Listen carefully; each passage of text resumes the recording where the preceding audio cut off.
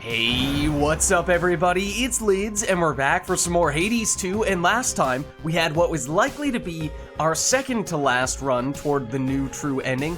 We defeated Typhon once and for all, and that means there's only one thing left to do, and that is to put an end to the Titan of Time, for what would technically be, of course, the second time, as this is the new true ending. Speaking of which, we have of course talked a fair bit about the build-up toward the new true ending in this alternate timeline, and seems like for the most part, there have been some improvements to the main plot line where there are not quite as many inconsistencies or gaps in the plot. There are still some of those things for sure, maybe even some that have been introduced as of the new true ending, but overall I think still at least a bit of an improvement there. Many questions as to what is going to happen with the final component of the new true ending. Is it basically going to be the same thing that we had in the original true ending, or are they going to change a lot? Because it feels rather difficult to do that, since that's going to change everything that happens after the true ending, and that seems like something that they aren't really trying to do, or at least I assume. I guess there's only one way to find out. And as for what we've planned for this run, well, the bonus bones weapon would be the axe, and I do think that it's been a little while since we last used the aspect of Charon. It was our go-to for a long while because it's really strong, and I do really like it. It is probably my favorite axe aspect alongside the aspect of Nurgle, but I think we've used that more recently, so we'll go aspect of Charon here. No real side objectives we're trying to cross off our checklist on this run, other than maybe if we find Arachne, we might be able to make a little bit of progress there. And then as for the setup with the keepsake, I'm using a lot of Jeweled Palm. Generally speaking, it's been working out quite well for us, so I think we'll stick with that, and we do have Fate's Whim good to go here. Other than that, the familiar, I'm sure we'll go Golly just because the axe is slow, so having someone who can block in case we get hit while we are charging up our big moves, that could be useful. And this is all about the cast and then charge special.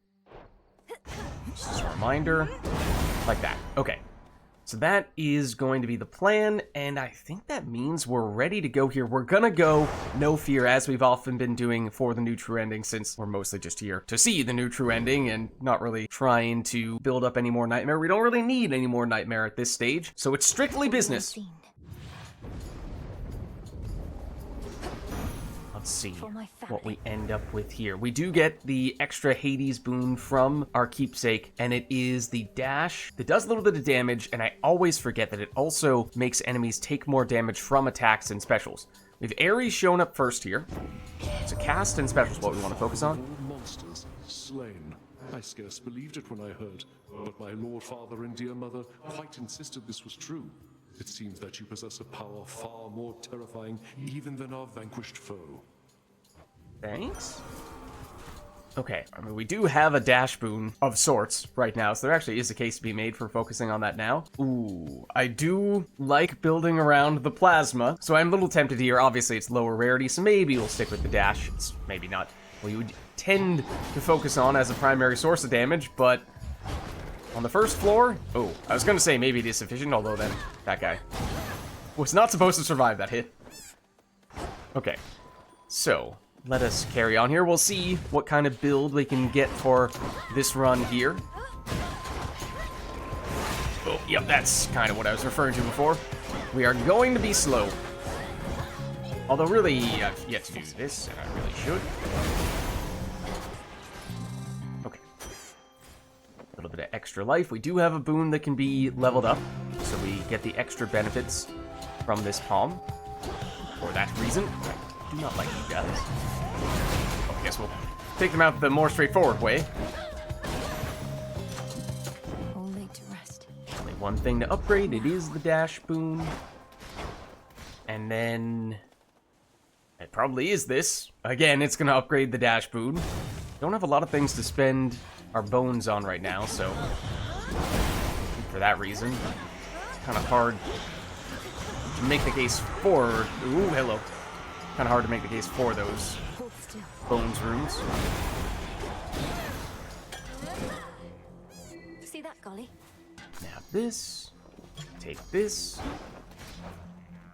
think it was, what, 115 damage when we first picked it up? It's getting 10 extra damage each level. And it's gonna keep on getting levels at this rate. Okay, apparently this is now a dash run. second there, it's okay. Maybe it wasn't the best idea to run straight into all the enemies. Might have gotten a little carried away with the dash boom stuff, but okay. More of the same. A little bit of crafting resources while we're at it. Okay, mini boss. We don't have precedent for either of these two people. I feel like Hephaestus makes a lot of sense with this aspect. So let's go here. This again. Not really do as much damage as I'd like it to have done. That block should do a lot of damage, which, yes, it's a bit of a pain that we're using those blocks, but then again, it's very useful, as it basically got rid of her armor. Where'd that great big monster out there go? The mountain's rumbling's all settled down, and now my clanging's just about the worst of it. You got him then? Ugh, I didn't even get to have a look. Sorry. Okay. Ooh, unfortunately, only rarity here. It's the cast that's technically more important than the special. So, although I do like this in theory, I feel like we might want to wait until we get either common rarity and then use the Narcissus Keepsake to rarify it retroactively, or just get it to be a higher rarity from the onset. Maybe waiting to the next floor to get the calling card could make that a little bit easier to do. So might keep it simple. Just get an attack boon for now, because I think that's going to be a lower priority.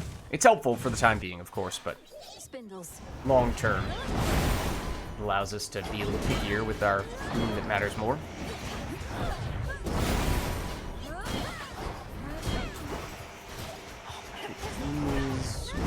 I have more enemies in it than I expected. Oh, I don't have enough magic. Oh, that is another thing to bear in mind, is this is a pretty magic-centric aspect, given how we are using the charge moves so frequently. Let me help you. Very slow one, yeah. Throwing off my rhythm. Okay. Rest easy now. There we go. Speaking of magic, we can get some here. This has to be, yeah, mid-floor optional shop. So if we go here, we're probably still going to see another shop on this floor, or we could voluntarily pass it up. I know I was just saying we kind of need magic, but I feel like we can probably still do better here. Lord Chiron, I've returned. Okay, and we could still get magic if we want. Obviously don't need that, but we'll take the Aphrodite boon. Yes, I accept this message. Ooh, that's huge damage, of course. This is also really nice if we were an attack build, but so often we are, and this is a boon that I'm very much targeting. It's not really the case here, despite us having already taken an attack boon. I think we're going with this. The nearby foes component can be a little tricky because this is such a big area of effect combo that we're trying to pull off. I think we might still roll with it, though. And then, given how this is maybe just the first of two shops that we're going to go to on this floor, I still think we're going to pass on that extra magic, and 5 life, 5 magic. Maybe we make up for it slightly by going here instead. Oh. What do you want? Yep, there were no enemies, Get that, Golly. so I was suspicious the moment I walked in. Gonna wait to pick that up because we might be about to spend a bunch of magic here, or rather a bunch of gold here. Was just about to throw this out when you came along. Here then. Thank you. Oh, she's just giving it to us. No, no, no, no. No! Darn it, she beat me to it. I mean, this is also a good room. Don't get me wrong. Would have been happy with either of them, I suppose, but double boons obviously is very nice. But as I was saying before, Arachne, we have, surprisingly, been able to make progress on her side quest, even in this alternate timeline. And so Nemesis gave us max life, but not the healing to go along with it. Finders keep some seeds. Oh, Mind okay. getting that for Earth me? boon. Lots of stuff for us to pick up as well. Get it. Lots of stuff that we probably don't need, I mean, let's be honest, but... Okay, now, Arachne, can we progress your side quest? In fact, hold on. We have a lot of nectar built up here. Let's gift one. too much. If I were still myself, why I'd be blushing from my cheeks to my toes. It's just... it's been so long since anybody got me anything, you know? I like getting you such things, Arachne. It makes me so unhappy sometimes seeing you all by yourself like this. I can never stay for long, so perhaps this nectar can remind you of the pleasant times we share when I'm not around. It most certainly shall.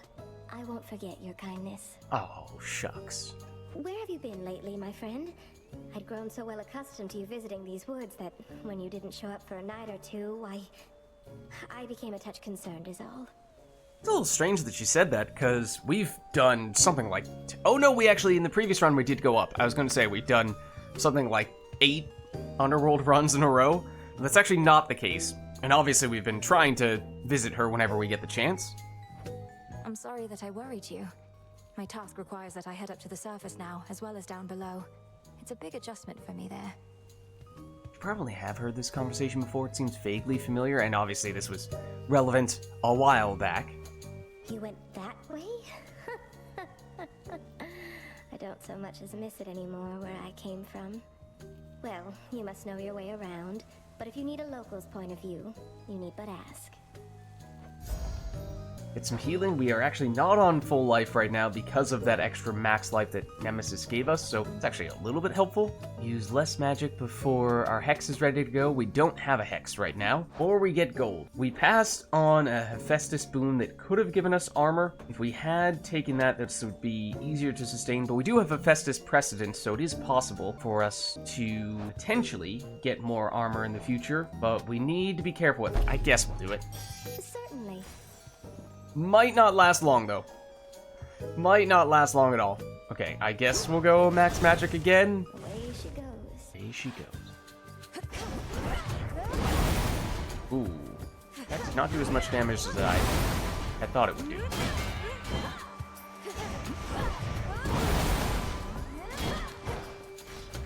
Ooh. And that, our attack boon was on cooldown, and we don't have enough magic to do that. That's not good.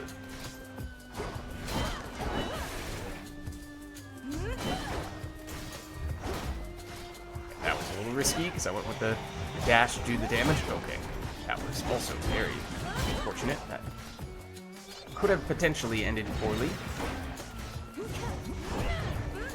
Magic for it.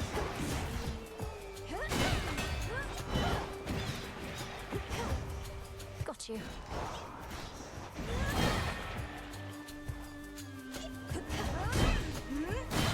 There we go. Okay.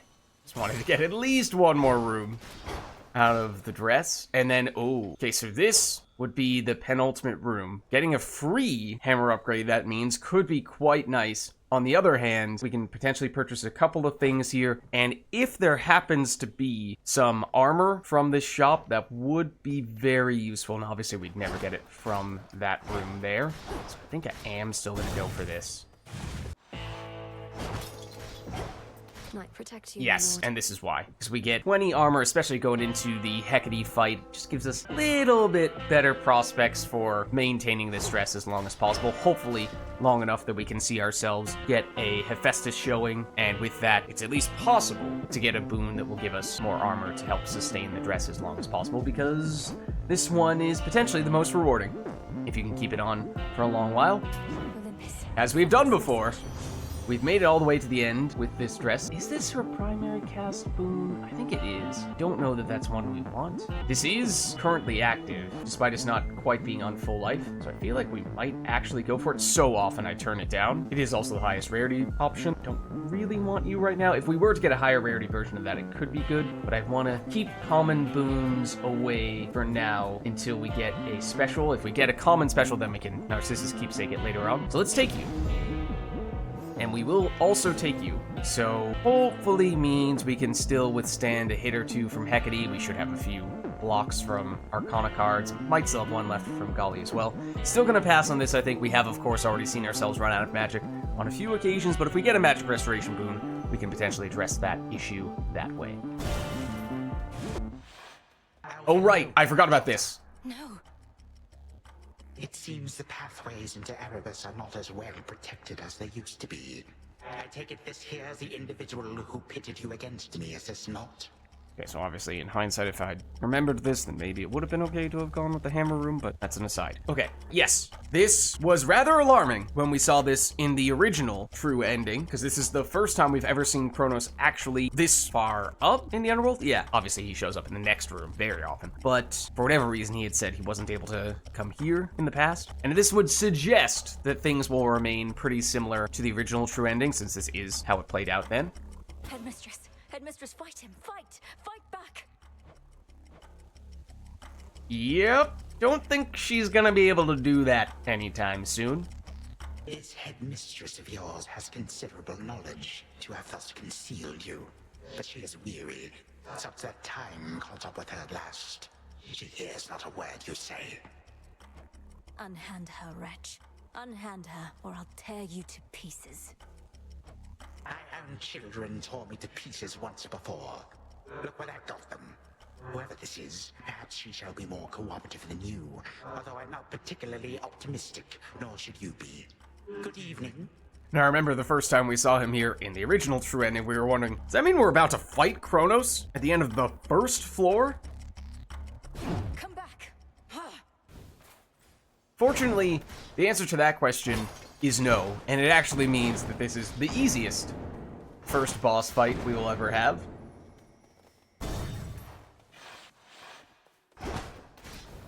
Hold on, Headmistress.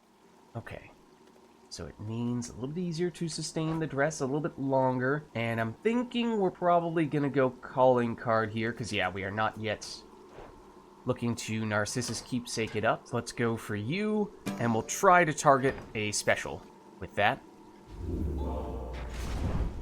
Unless, obviously, one drops with high rarity right off the bat. These are kind of an anti-synergy, to be honest, because sacrifice boons are always just one tier higher than the original boon that is being sacrificed is. So it's not like you can jump several tiers of rarity by combining these two. At least I'm pretty sure that you can't. So I think it's kind of an either-or situation. Yeah, you know what? I might go for the sacrifice. I think if it lands on attack, special, or dash, fine with any of those, really. Don't know that any of them need to be of this specific category. And I assume if you buy both of these, it's going to kind of waste the Yarn of Ariadne. It's not going to save it for the next boon after. So I think we just... It's also less expensive if we do that one, so we'll go that route. And then... I mean, if we wanted to, we could actually guarantee which boon gets sacrificed, because these are the three that are eligible. So if we wanted to force it to be the special, which would probably be the most intriguing option, we could dump both of these. I think there actually is a somewhat decent case to be made for doing that, but I'm not going to do it here.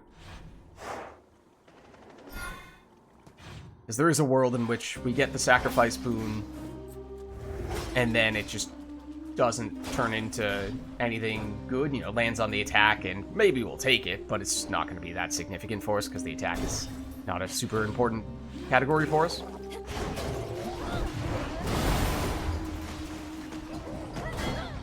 Please don't do that.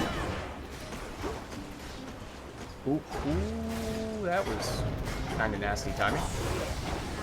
Oh, that was nasty as well. I did not really have it on my radar that the steam, that's what damaged us there. Where did it even come out from? There? Okay. Well, naturally, now it shows us the one god who doesn't have any boons that can be involved in sacrifices, Hermes. So we actually could have done Yarn of Ariadne, had that proc here, and then in the next boon room, go with the sacrifice. So, oh well. Once again, I will still pass on the max magic. Ooh. A lot of enemies. A whole lot of enemies. Ooh, that's still a whole lot of enemies.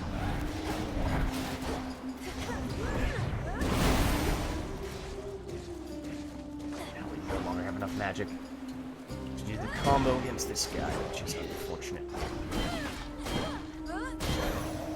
There we go. It's gone for good. He can't believe it still, but there has been no sign of that monstrosity up here since you last took him on. But why am I surprised? I figured if anyone could pull something like that off, it would be you. Thanks, Hermes. Okay, so we can rarefy boons now. I do really like this boon. This is also useful. Don't need to do charge cast. It's base cast, charge special is what we really want. So I think we will rarefy you, and then we're expecting sacrifice boon, the next boon room at least, and we'll either take that, or if we get a good cast boon, then we might take that instead. But let's rarefy here, because blocks per encounter, that also really helps to sustain the dress. So getting 4 blocks per room, plus the golly blocks. I think we might even do this. Just don't really want the max slide.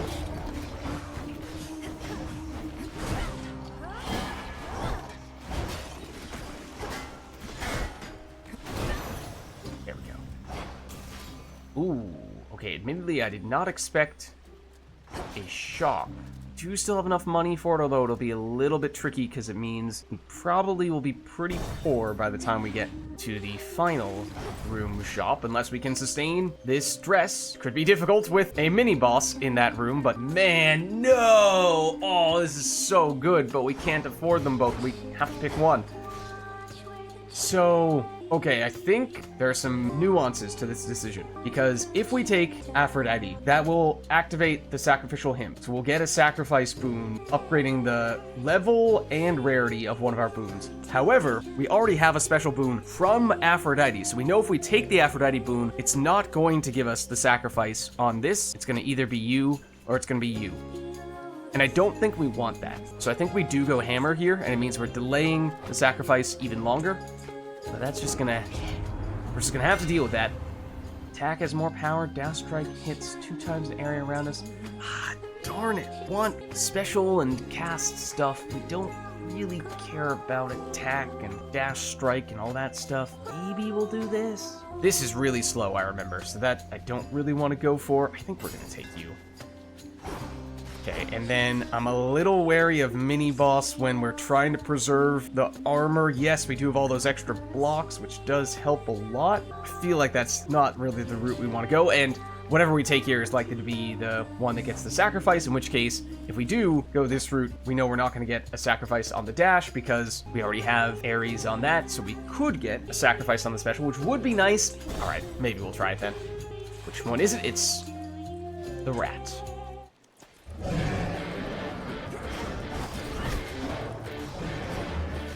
I'm not gonna lie, Golly with this alternate skin looks kind of similar, and that is not helpful.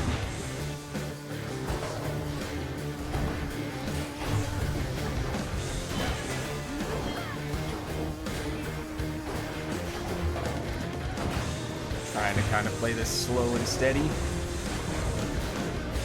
Usually the downside to that is all this collateral damage that can hit you. I think I wasted a resistance on some of the smoke.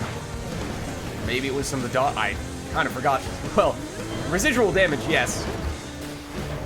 I was thinking about all the mines that those guys place. I wasn't really thinking about all the steam. Oh, like that. Although we're dodging most of it, oddly enough. We might actually be hitting him with a fair bit of it. I think it helped on net. So we did not lose any armor. That's good, and so we really want to get a special. The Hephaestus one probably would be better, but that wasn't a choice. Let's see what we get here. It is the special, or it's duo. Falling blades do more damage, and they fall immediately. We did get this very recently. I think we're still gonna go for you, because that's just, it's a sacrifice boon, gives us extra levels, gives us extra rarity as well. Both these would potentially be nice in the future, but we'll just have to keep our eye out for that going forward. Okay, and only one choice on the way out here.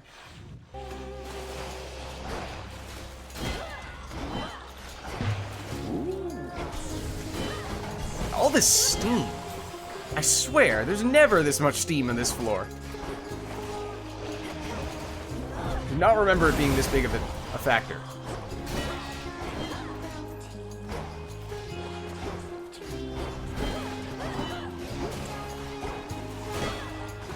Ooh, hello.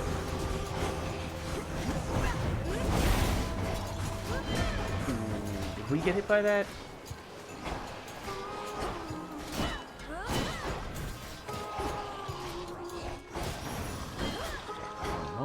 Nab this, yes, but I did also see you. That's not golden. Okay, and then I think we'll rarefy here. Oh, one of these rooms. Okay, oh, can we even... I guess we can break that stuff with our dash. I guess there's no reason why we wouldn't be able to. And, of course it lands on the dash. Of course it does. Now, of course, we can voluntarily break more of these if we would like. Don't know that this is something we are all that keen on doing right now. Yeah, that would be actually a strong case for doing the duo boon that we passed up on. Because we already have a very strong dash.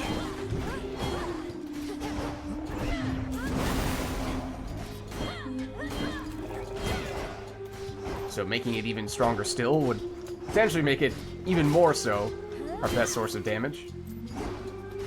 But I think we just benefit more from maintaining the armor. So what? I did not even see that there's another one of those things that we can break there. Okay, we don't have anything from Zeus, but we certainly could go for him and then could potentially use him with the cast. That's the big thing we're still waiting for, and if he does give us a cast, then we'll definitely look to rarefy, except... I know what you are attempting to achieve. Did he do this on this run? In the original true ending? He might have. Quickly peruse the area for... Oh, well... Don't take damage from stuff, but checking for golden urns and whatnot. See any, though? Okay, those guys are really annoying. I remember them well from Hades 1. That's a lot of projectiles. And that's not how I had planned for that to play out.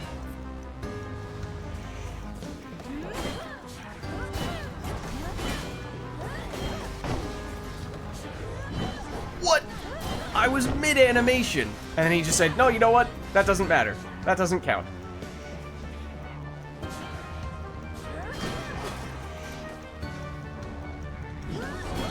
He's so fast.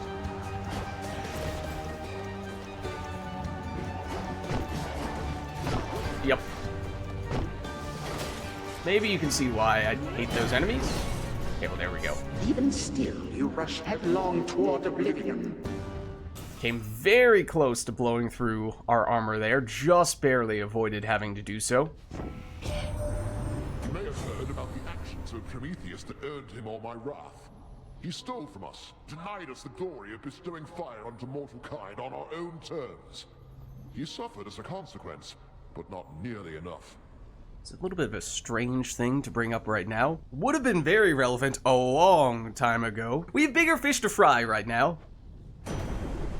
Okay, so we can get the cast. I mean, I was thinking it when we were talking about it just a minute ago, but I don't know that Zeus's cast is the ideal one for us. So what we would really like to see would be a big burst of damage from our cast, which is why Hephaestus in particular I think would make a lot of sense, and maybe even Ares would work well too. Whereas from Zeus, it's smaller hits, and it hits a few times, which given how slow our combo is not really what we want to see. I think we might go with this, save our rarefication, try to get a cast from someone else instead.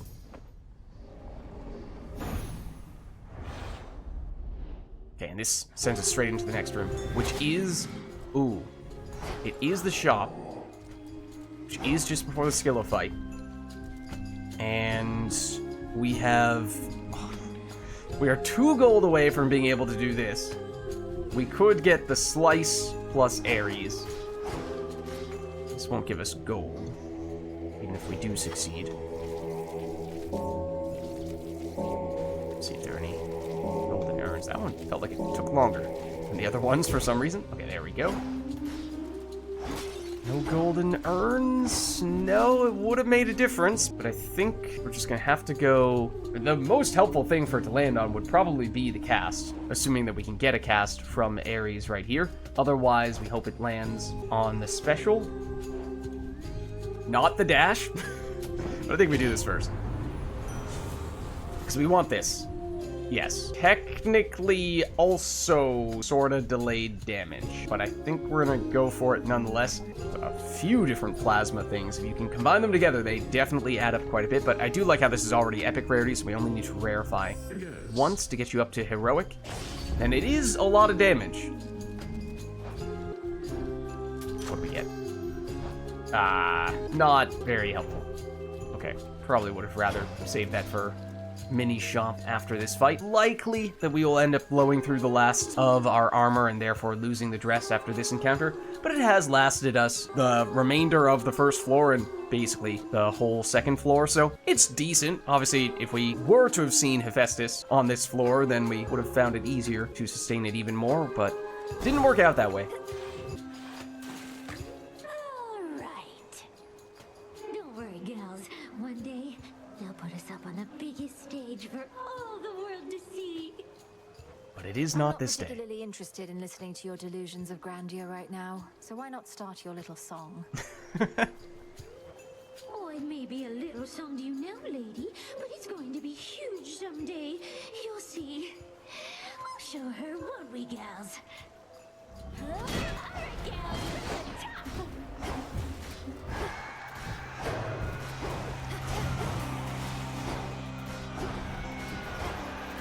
Oh, excuse me. Trying to get you.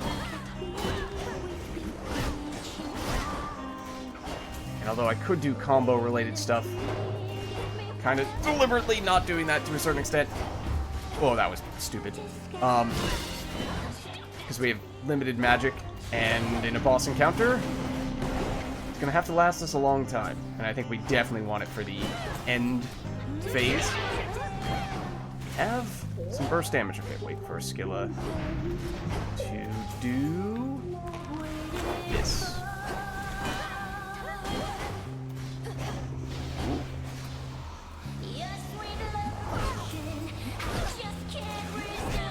Oh, okay. Got stuck in the corner for a second there.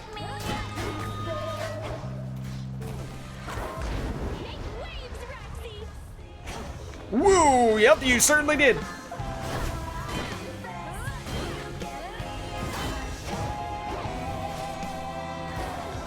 Please go down now.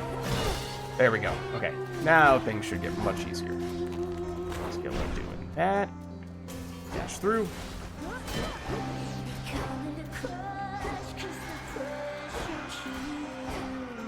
There's the guitars. There you are. Ooh. It's not the angle I thought you were going. Hoping for that double combo. Ooh, hold on. Yeah, let's go guitarist.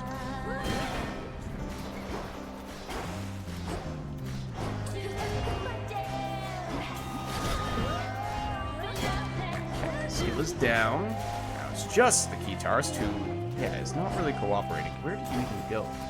You teleported. There you are.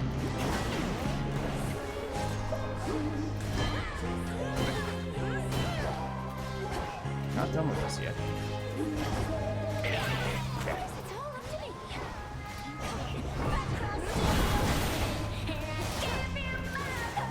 That did not do as much damage as I had hoped it would do.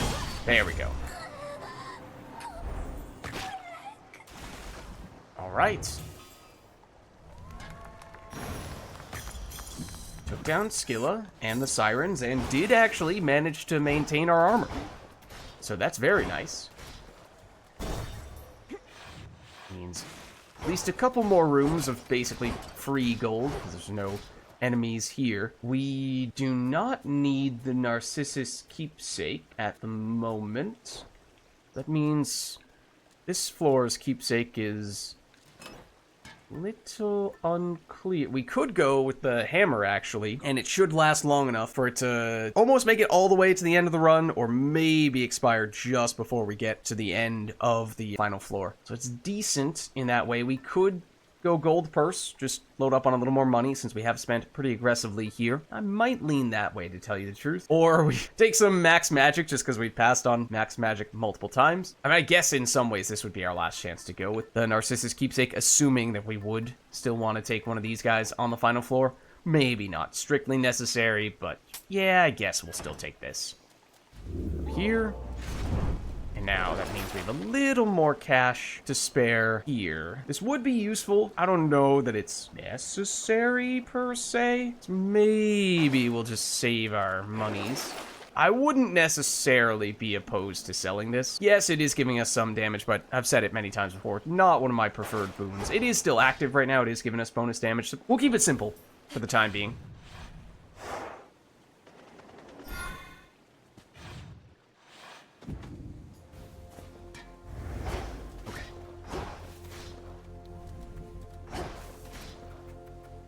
See what we get out of our first room here.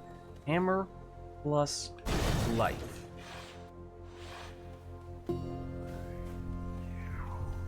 Kinda like to, yep, get rid of these types of dudes first,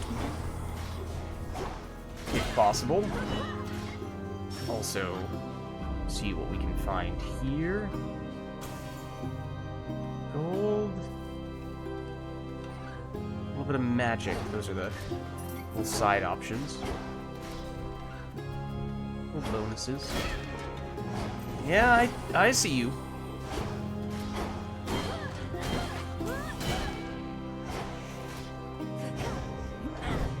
Really want to have to use our magic. Set off a big combo against these guys. I just did not care. Yeah. A little bit of magic is also helpful, of course, given how aggressively we are using it. How many times we've passed it up.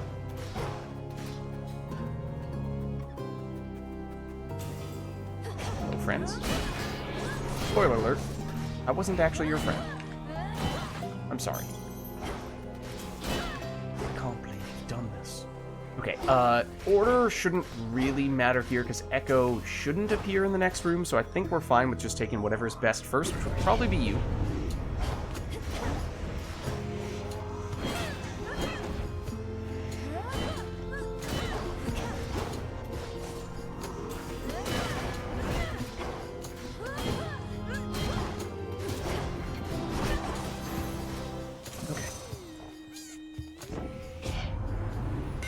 Here, looking for either special or cast stuff. Each hit from your special deals extra damage to armor. Blah. Yeah, I mean, sure, there are some situations in which that can be helpful, especially if we do run into a mini-boss. There's even some basic encounters that can potentially give us that thorn projectile pin missile mini-boss from the first floor here. So, maybe for that.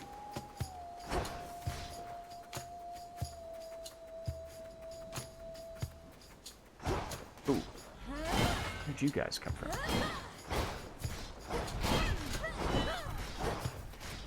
Anyone else just hanging out here? Trying to spoil the fun? One of these guys. They are rather annoying. Thread the needle, jump for the brambles. That was close as well, I think. See that guy. Let's lay a booby trap for you. There we go. Okay, a little more life. We have not picked up much in the way of max life. I think we have passed on that a couple of times as well. Not the worst thing. Nab a little more of it. Then, don't know that we're really seeing what we want here. Hephaestus is still, ideally, the one that we would see here. I think we might still go for this, though. Hermes could be useful. We do have a really good Hermes boon already. So I guess there's a chance that the Hermes boon that I would have been seeking out, we already have.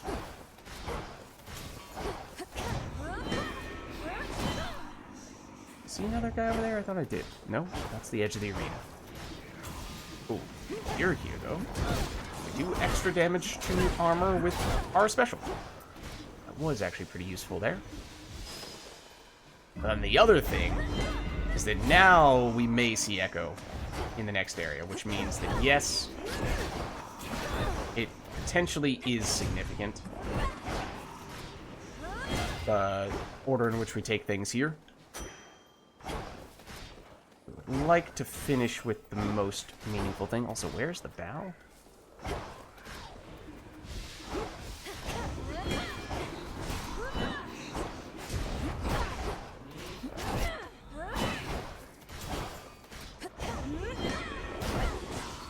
fishing spot. Guess we'll do that now. Potentially in the smoke cloud as we do it. Okay, I was that's the first time we failed a fishing encounter for a long time. I think I was distracted by the smoke cloud, and I thought there was maybe a sound effect from that, because I think we got a quick bite there that it did not register that that was the bite. So, I let the smoke cloud get to my head. But let's go calm first, I guess. Another one of these guys. Fortunately, we got rid of them quickly. I was gonna say, they do have a melee attack. They don't use it very often, but they do have a melee attack, so you do need to be wary of that. I think they very nearly hit me. Okay. Here, it would be the cast. The special, honestly, we use it once for this combo, but it's the cast that gets propagated throughout the rest of the arena, right? So, this is actually not as important as you would think it is, so you actually could make the case for this. Because I am noticing, obviously, a huge difference between when it's on cooldown and off cooldown, so I might actually go for that. And life next. Oh. Something... No? Okay. I was gonna say, something about how it seemed like the enemies were taking longer to load in that time, which made me nervous. I know I hadn't been doing as much with the combo, but that was deliberate. That was not. It was deliberate because you do not get magic back in between encounters on this floor, at least if I remember correctly.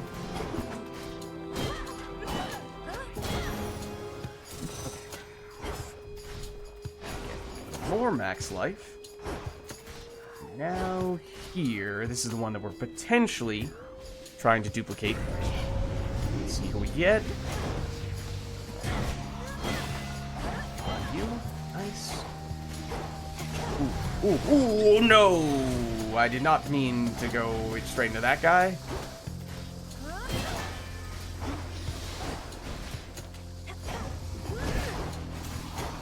Fortunately, it was a block. Did not use what little armor we have left.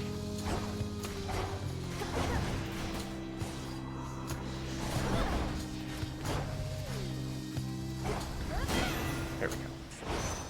Okay, so now we have you. Which could still be a rarefication option. Don't know that we're going to be able to get there for this. This is very good long term, and probably far enough along that it is already decent. I am a huge fan of Quick Buck, but I think it might be a little too late for this to be all that helpful for us. I think I might go with you. Use 2 rarifications, we get to the maximum, and then we still have 1 left for the cast. Oh, we already have a cast now. I don't need to save up for rarifying a cast. Yeah, use this, rarify it all the way, I think. We do have some dodge chance from you. That's 6%, but now this is giving us 10%. So, collectively, it's not a game-changing amount, but it is a decent amount. And we still have the armor. That will likely change if we walk in here.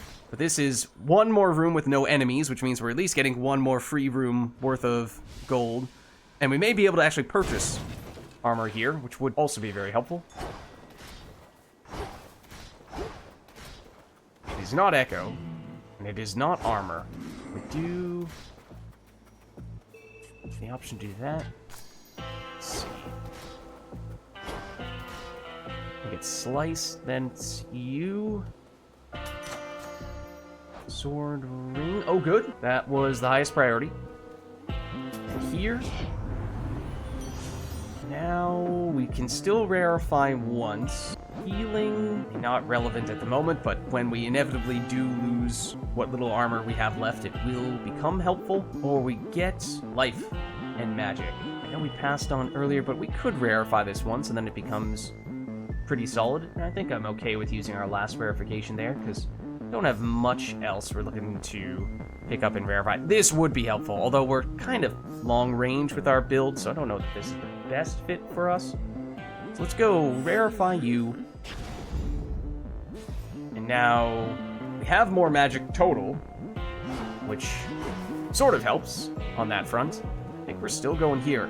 This is extremely underwhelming, the room rewards here, but I am deliberately passing on you. Yes, it is one more boon, which means it gives us a little more dodge chance from you, but yeah, you know what? Sure, we'll do it. Probably means we're gonna lose our armor here.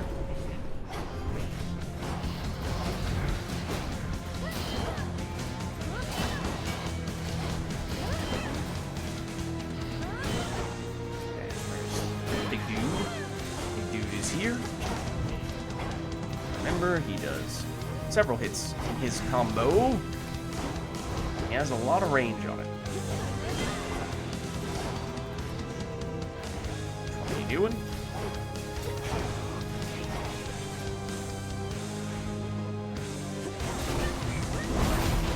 Ooh. Took a long time for the dodge to register there. I was getting a little concerned about that.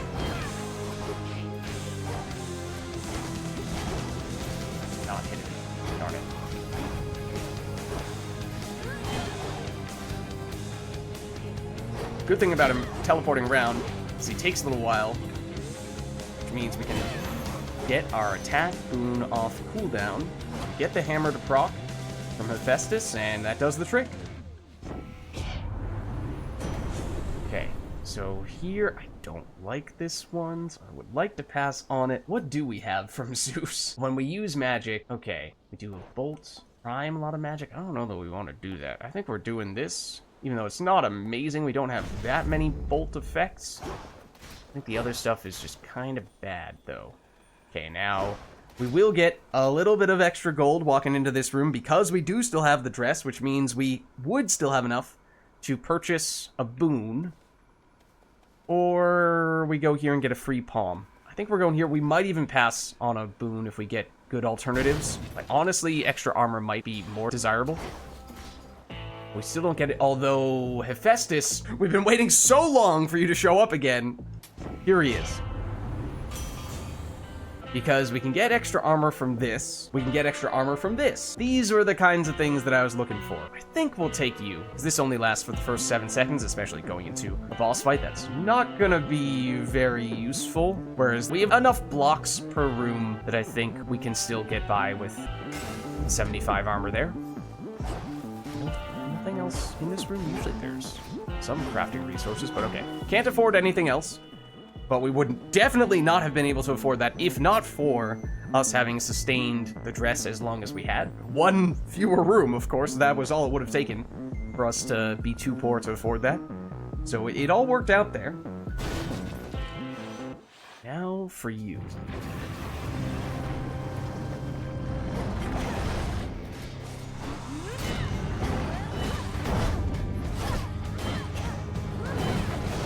That's not really worth using magic on. Excuse me. Oh, don't do that.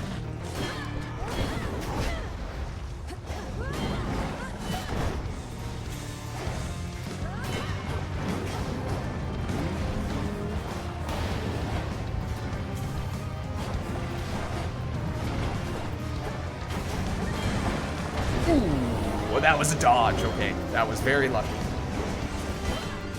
Didn't really deserve for that to count as a dodge. Back here, sir. Thank you.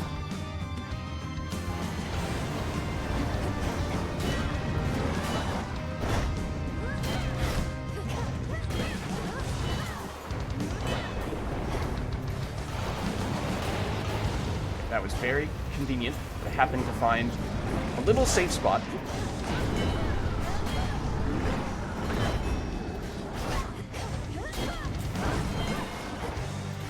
He's leaving here. If you want to walk into that, that'd be great. Oh, that was silly to get hit by that. There we go. Okay, used a few resistances, but I don't think we actually took any damage. The beast's defeating princess returns terrifying Cerberus to his senses and familiar form. So we'll take that.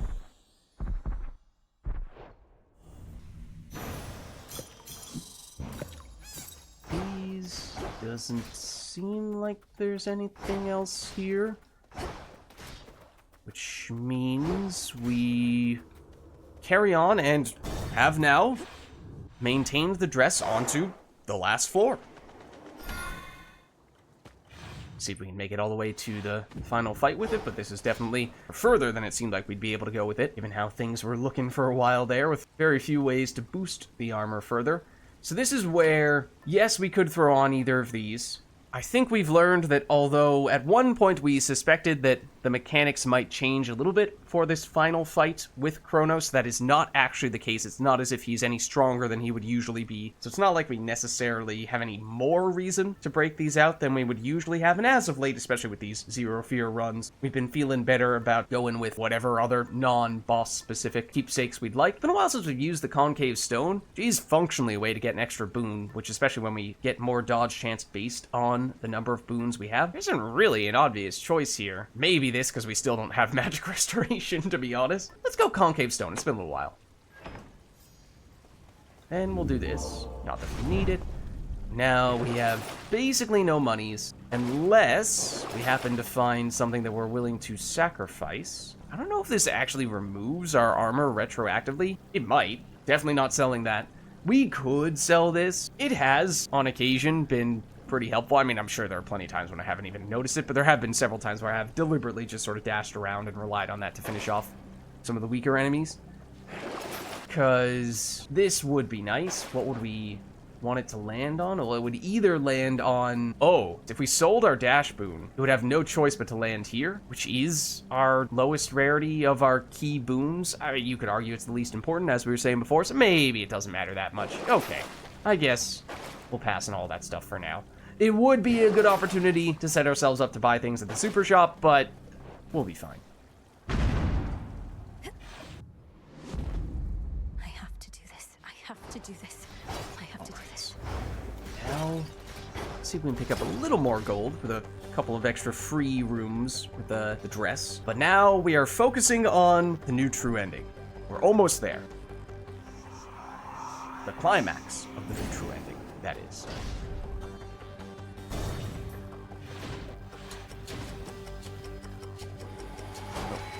They're gonna spawn in. These guys are kind of nasty, especially if a lot of them all at once, which I suspect is going to end up being the case in this encounter. Like here, just dashing around can finish some of these guys off, which is convenient. This is going to take very long. I was gonna say, I didn't see the enemies. Pretty sure that just meant it was some of these guys hanging out on the far corner. Okay, and now we have a chance to get you... Okay. Ooh, yes. Definitely would like to go for the extra gold, I would think.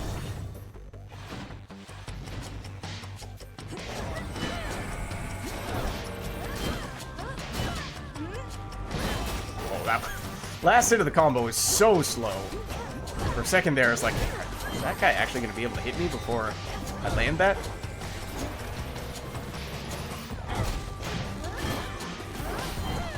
Ooh, that was close. And yeah, the extra damage to armor on the special has honestly, it's been pretty helpful on a few occasions. Okay. Still, oh. Alright, well this very well could be a room in which we end up blowing through our armor, but it also very likely will end up being the room where we get the concave stone to activate.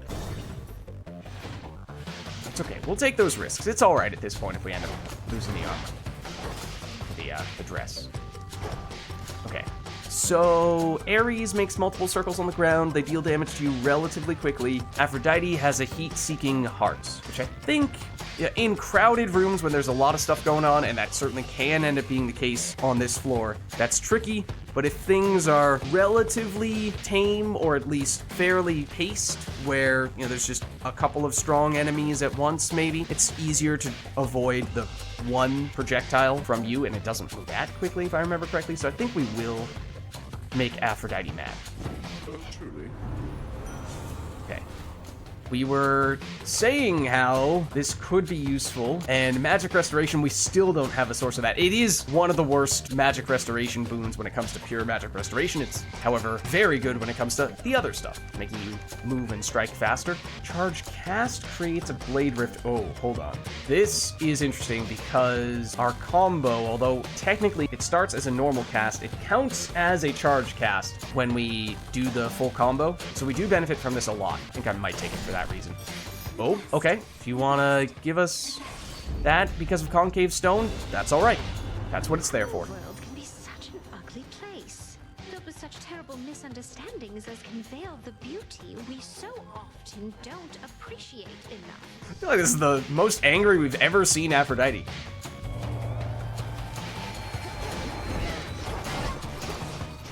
Okay, I don't even see her. Oh, there's the heart. Okay. I'm sure the heart is, of course, going to end up absolutely obliterating me, even though I don't think it's that bad. Just going to curse myself, jinx it in the process. If it does spawn directly on top of me, as it nearly did there, then that certainly would make it more difficult to avoid. Does it always spawn in the middle? No, it does not always spawn in the middle. In fact, it seems to always spawn directly on top of us. Okay, we didn't get hit at all. That's fine. That is great. Well, if there's ever a good reason to forgo my blessing, much less for the sake of my jealous kin, I've yet to hear of it. Okay, let's see. So whenever we use magic, we create a heartthrob. It is helpful. Honestly, the biggest case against this is just that it's only common rarity. Heal, extra attack damage, but prime magic. I think we are going to take this, because I don't love the alternatives. Yeah. And we do have magic restoration now. The magic restoration is not amazing, but it exists. And that is more than we could have said before. Okay, and then we can potentially get even more Aphrodite here. Sure, we'll do it. It is a mini-boss. We'll see which one it is. It's Ratman.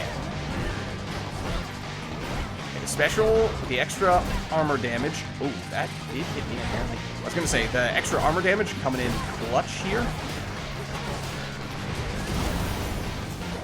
Not too bad. I think we had to use a block, but that's all right. Okay, ooh, very high rarity stuff. We get dodge chance based on the number of air boons we have. We have 10. We have 17.5% dodge chance from you, 6 there, so the dodge starts to add up quite a bit. Or we get the healing, which may not be relevant ever on this run at this rate. So I think we're taking this for sure. And then palm. Let's do it. Triple palm.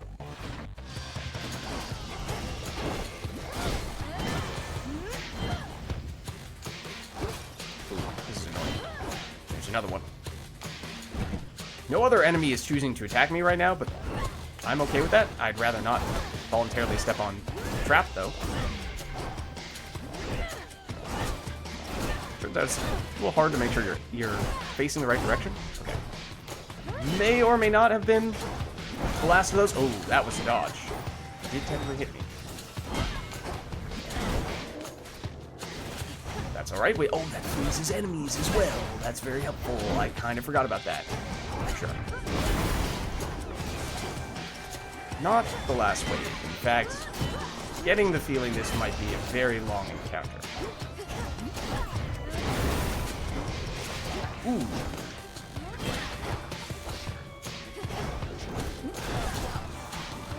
Nope, don't do that. Just you. Always not get the rhythm right for those guys. They're projectiles, but there we go. Mission accomplished. And I'm thinking it's gonna be this. No, we don't really care about that end. Yeah, it's nice, but I don't know that that makes a huge difference. This is gonna be much more so the thing that we're building around. More triple palms. Okay. I think we'll go for it then.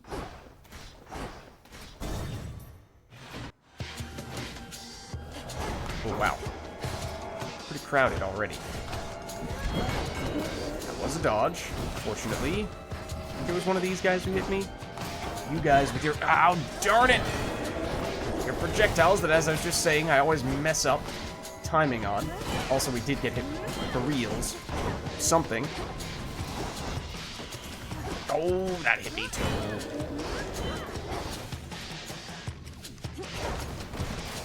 Did you go into that? You did. Thank you. Okay. Not the cleanest of rooms there, but that's okay. Mission accomplished. We can get a lot of levels on you, and I think we will still go for this rather than either of these guys. Be kind of nice, but I think we're just working from a place of strength here. Since, and all the optional rooms. Wow. Okay. Sure. Oh, this is gonna be a little bit nasty. Oh, I thought I dropped the cast. I did not. Excuse me. Oh my goodness. Oh my god.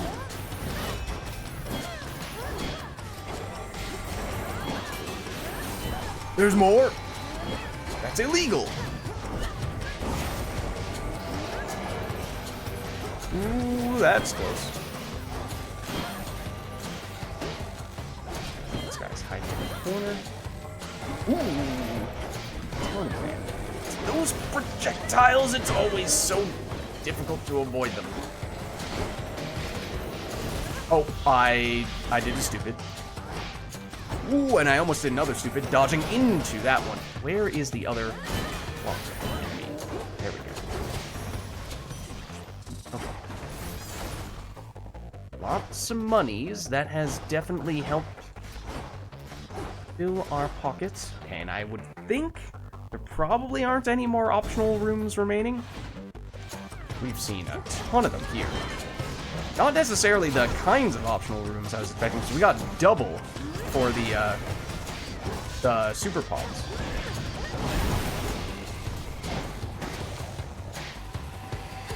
Well, that was the charge cast giving us the extra damage.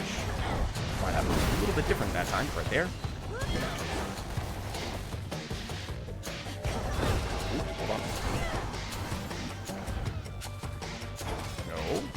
Stop that.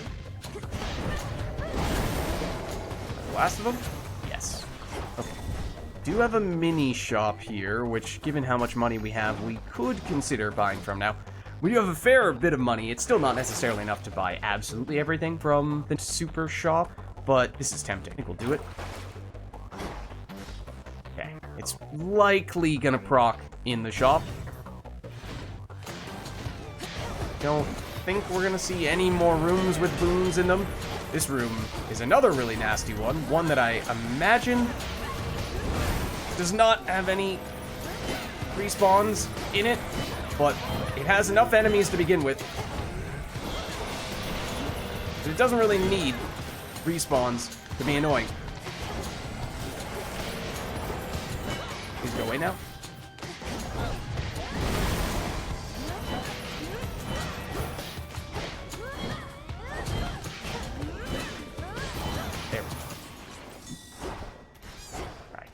Need to pick up the plasma. Some of this. I think we're good to go here. Yep. Another nasty room. Oh, that was a ton of damage. Oh, it's from the Rat Man, wasn't it? Ooh, they do heat seek those projectiles, and I thought I was just barely out of range of that, but not quite. Oh, you spawned the rats. Of course you did. That's why you're a rat man. Am I safe in this corner?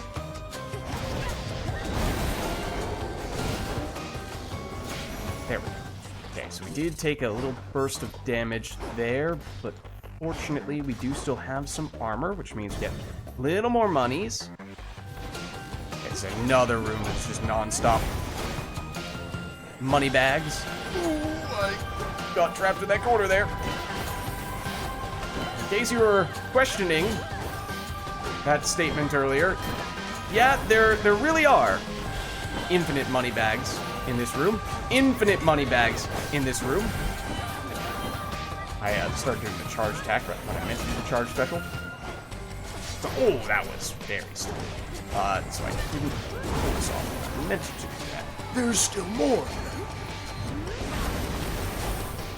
That helps.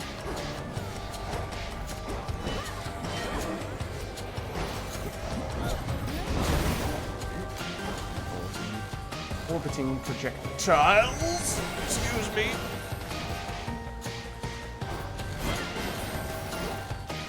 Rid of you. Come on.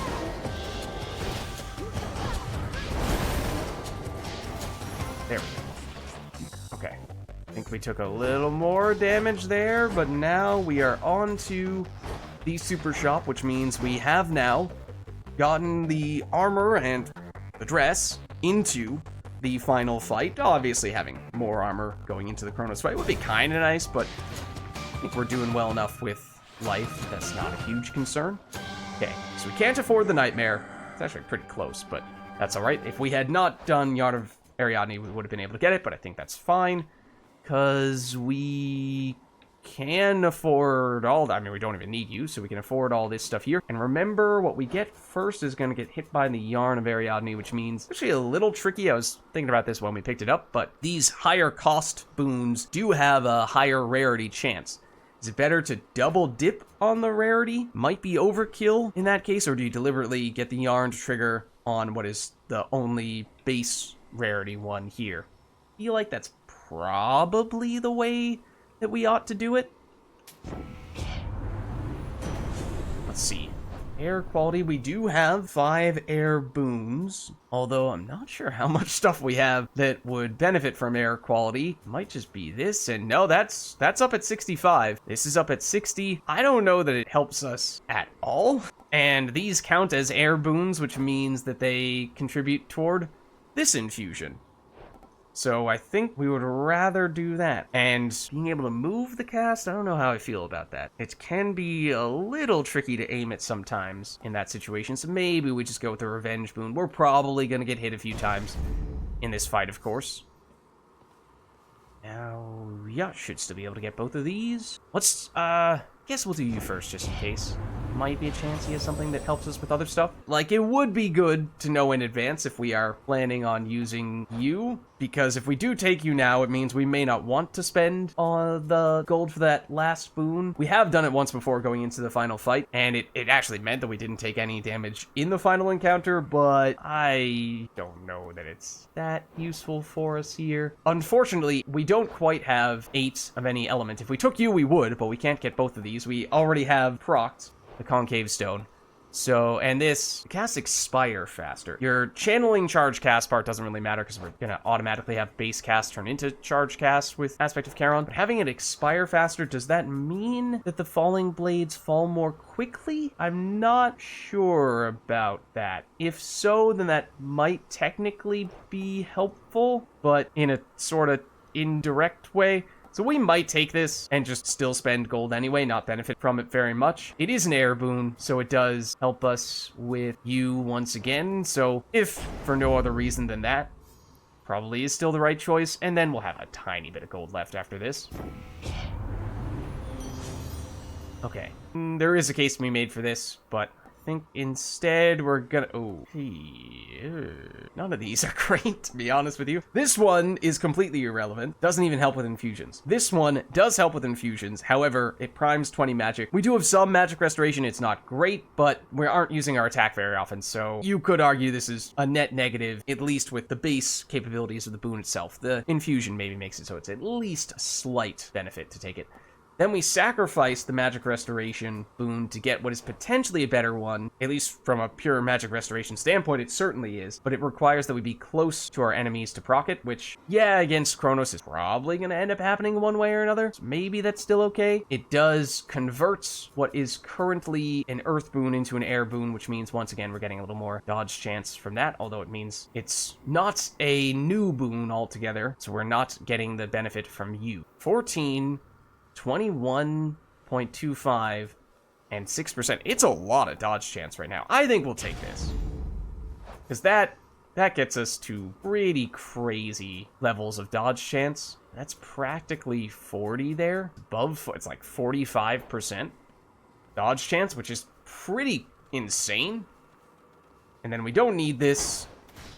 We have 152 gold. Means we can mitigate about 50 damage from paid dues. It's a non-zero benefit. So we will be going in to the Kronos fight, and, you know, it's a zero fear run, so feeling pretty good for that reason, but I think our build is pretty strong as well. More importantly, of course, this will potentially be the final Kronos encounter for the new true ending, the climax. So here goes nothing. Oh, we'll get a little more gold from that as well. All right, fair enough. It actually does give us a little more damage mitigation. She is now my guest. What did you call that old witch whom you seem to care about so much? Your headmistress? Tell me now exactly who she is, if you yet value her well-being in the least.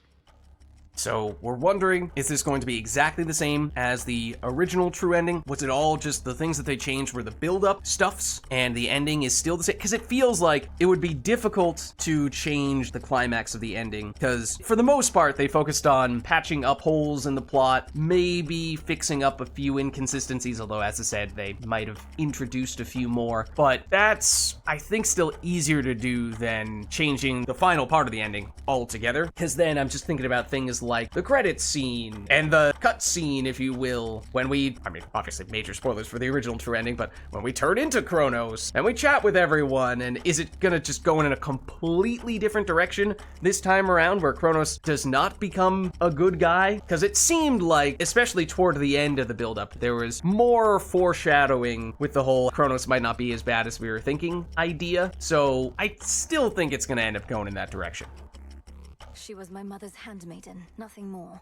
When you attacked my father's house, she took me away. When I came of age, I vowed to stop you, despite her efforts to dissuade me. Let her go. At first I thought perhaps that you were a child of Zeus rather than Hades. But you are a terrible liar, granddaughter. You shall suffer for your actions, or the handmaiden shall do so in your stead. And of course, it may be that the main components of the ending remain the same, but a few little details, some of the peripheral aspects might have been tweaked. Okay, but here we go. Don't you touch her! First, we fight. Okay, I don't want to be standing in that. I very nearly got frozen at the very beginning. I also did not notice the ending that until it was too late.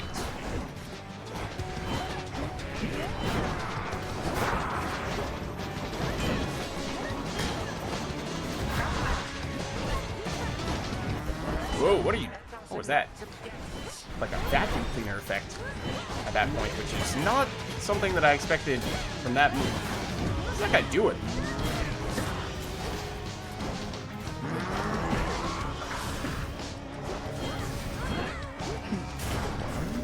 Okay, no, still less than, or more than half health. Yes. Not do double moves. Yes. Might get rid of this. Now, these guys are down. No more shields for you. Half health? Not quite.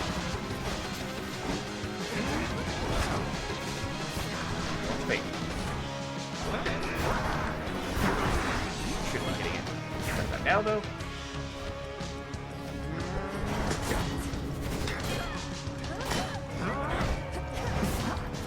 Yeah, 2, 3.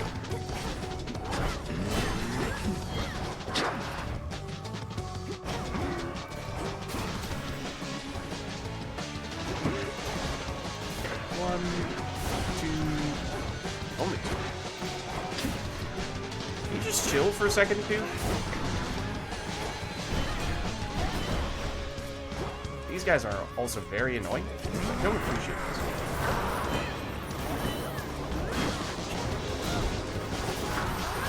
Probably could have done a lot more to damage him directly in that process. And between the dodge chance, though, and the bazillion blocks that we picked up along the way, pretty hard for him to do damage to us. And the Hermes legendary as well. Okay, let's see if we can just quickly poke him before he does that.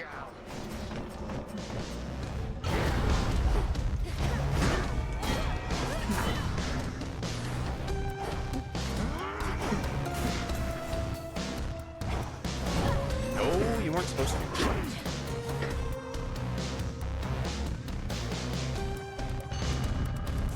Okay, we can wait patiently.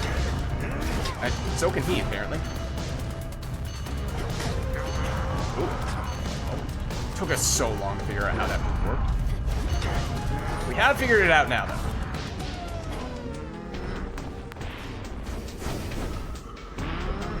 No, it's just that. Oh.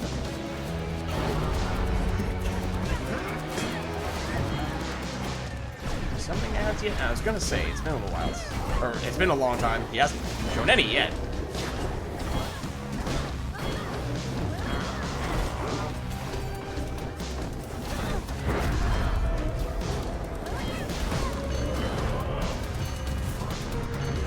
Doing double hits now? Yeah, he is.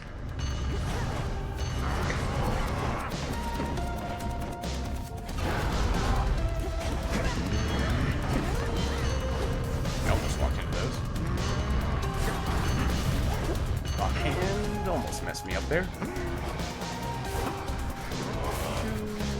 Only two. Definitely not the fastest we've ever done this. We also have... I don't know if we ever saw Selene once. It's a little strange. I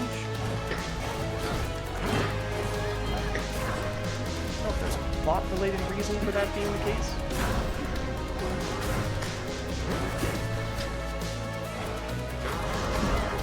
Okay, have it your way. Now I have it my way.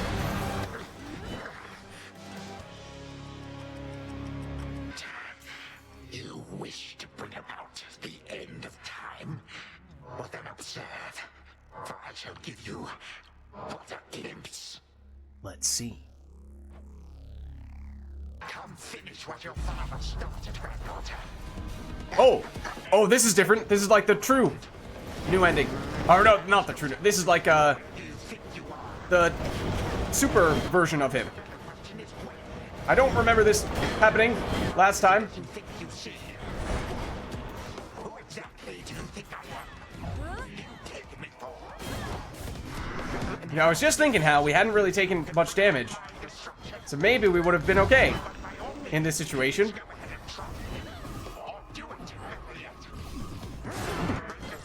This is by far the longest we've ever lasted in this fight. We didn't really know how it worked.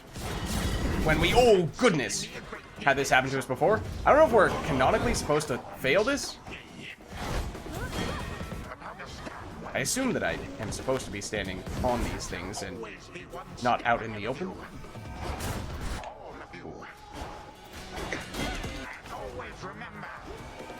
Admittedly, I can't really pay much attention to his monologue. Oh, okay, don't do that. Or that, apparently. That dude, that does crazy damage. Am I allowed to walk out in the middle of nowhere? Okay, please don't do that. Or that. There's another one of him. Because why not? Oh, yep, there are a bazillion of him. Of course there are. I also don't know if the numbers mean anything. Like if there's a sequence to some of the things that he's doing. Because I definitely have not been able to pay that close attention to it.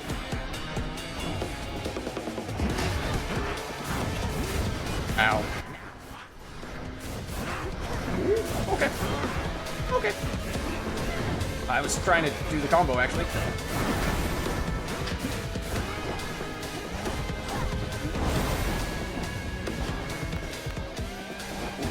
Doesn't want to be there anymore. Oh, or there, apparently. Nope, don't do that. I'd rather not. I don't know where you are right now. Fortunately, you did kind of walk right up to me, though, as I was doing our big combo. Likewise there.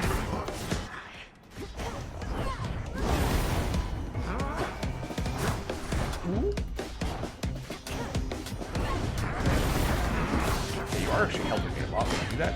Not gonna lie.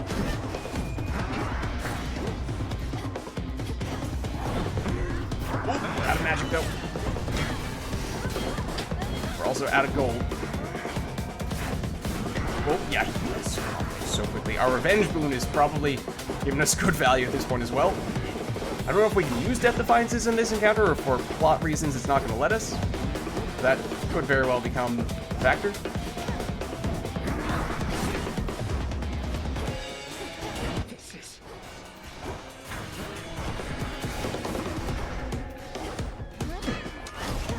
He's almost down. Theoretically, maybe, possibly. Yeah, do you just not need to focus on these circles with the clock faces on them at all? Because I really assumed that you did.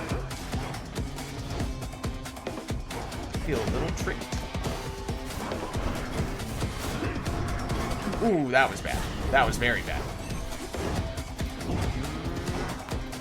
I'd like for you to help me out here a little bit. Oh, there's a Death Defiance. But also he died because of our revenge move. Handmaiden. You give her back right now. I wish it didn't come to that. I wish we had just gotten a full-blown normal victory without having to use any Death Defiances there. So I don't know if there's a scripted thing that basically guarantees that you win in that last phase. No, I think it basically just does exactly what I had said a few minutes ago I didn't expect to happen, which is that it makes the final encounter with Kronos more difficult than the usual encounters, because that was rival Kronos. We have seen it briefly once before in that phase, but we did not succeed. So I saw the circles on the ground, I saw him do some of his moves, but really did not get a good feel for what the encounter was like overall. So, well, it took a while, because I did do a lot of dashing around and didn't really understand what the windows to attack and deal damage to him were, or where I was actually allowed to stand, but we made it happen. So I guess it does matter in that case. You do want to make sure you have a stronger build for this encounter, because this definitely was not a thing in the original true ending. It just started with the plot-related stuff after a normal Kronos fight. So if you are unfamiliar with, or generally unable to, defeat the rival Kronos encounter, then it's gonna be tough to reach the true ending unless there is some way in which the game basically says, no, we're gonna make sure that if you make it this far in the encounter, we're gonna give you some way to proceed because plot. Or if, you know, like we use the Death Defiance at the end there, the Revenge Boon is what killed him. I don't know if even without Death Defiances, if it just would have basically forced Kronos to die there either way. Not sure, because that's very new, very different, and very unexpected. You care so much for this witch handmaiden of yours. Would that a single relative of mine showed me even an iota of concern? What reason would they have to care? Look what you've done. You're trying to take everything from us. Our future. So yeah, obviously now it's going back into much more plot-related things, but just to speak to the gameplay a little bit more, wasn't quite as smooth as I would have liked for it to have been. Obviously, as I said, it took longer than it would have been ideally because we were dodging around and whatnot. But I would have loved to have killed him without having to use any Death Defiances. But still, we'd never defeated rival Kronos before. So that in and of itself means that was far and away our best ever attempt in this type of fight. We are family. We do not take, we share. Destroy me then, if you possess such strength, and see what future you shall bring about. I don't think that line existed before. The previous ones may have been there, but we know that, of course, Mutliplayer doesn't have the means to destroy Kronos right here, right now. Or does she? Hold on.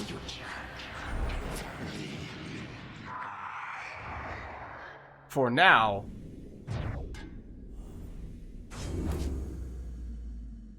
that animation was absolutely new. Mutliplayer absolutely did not do that before. We did not break out the spear to stab Kronos to death. That was up to Zagreus to do that in the past. And there's no Zagreus at all. It just cut to a cutscene.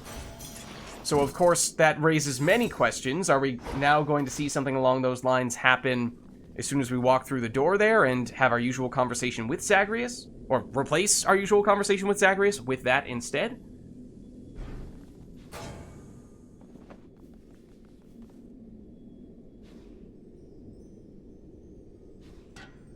Nothing to say about that?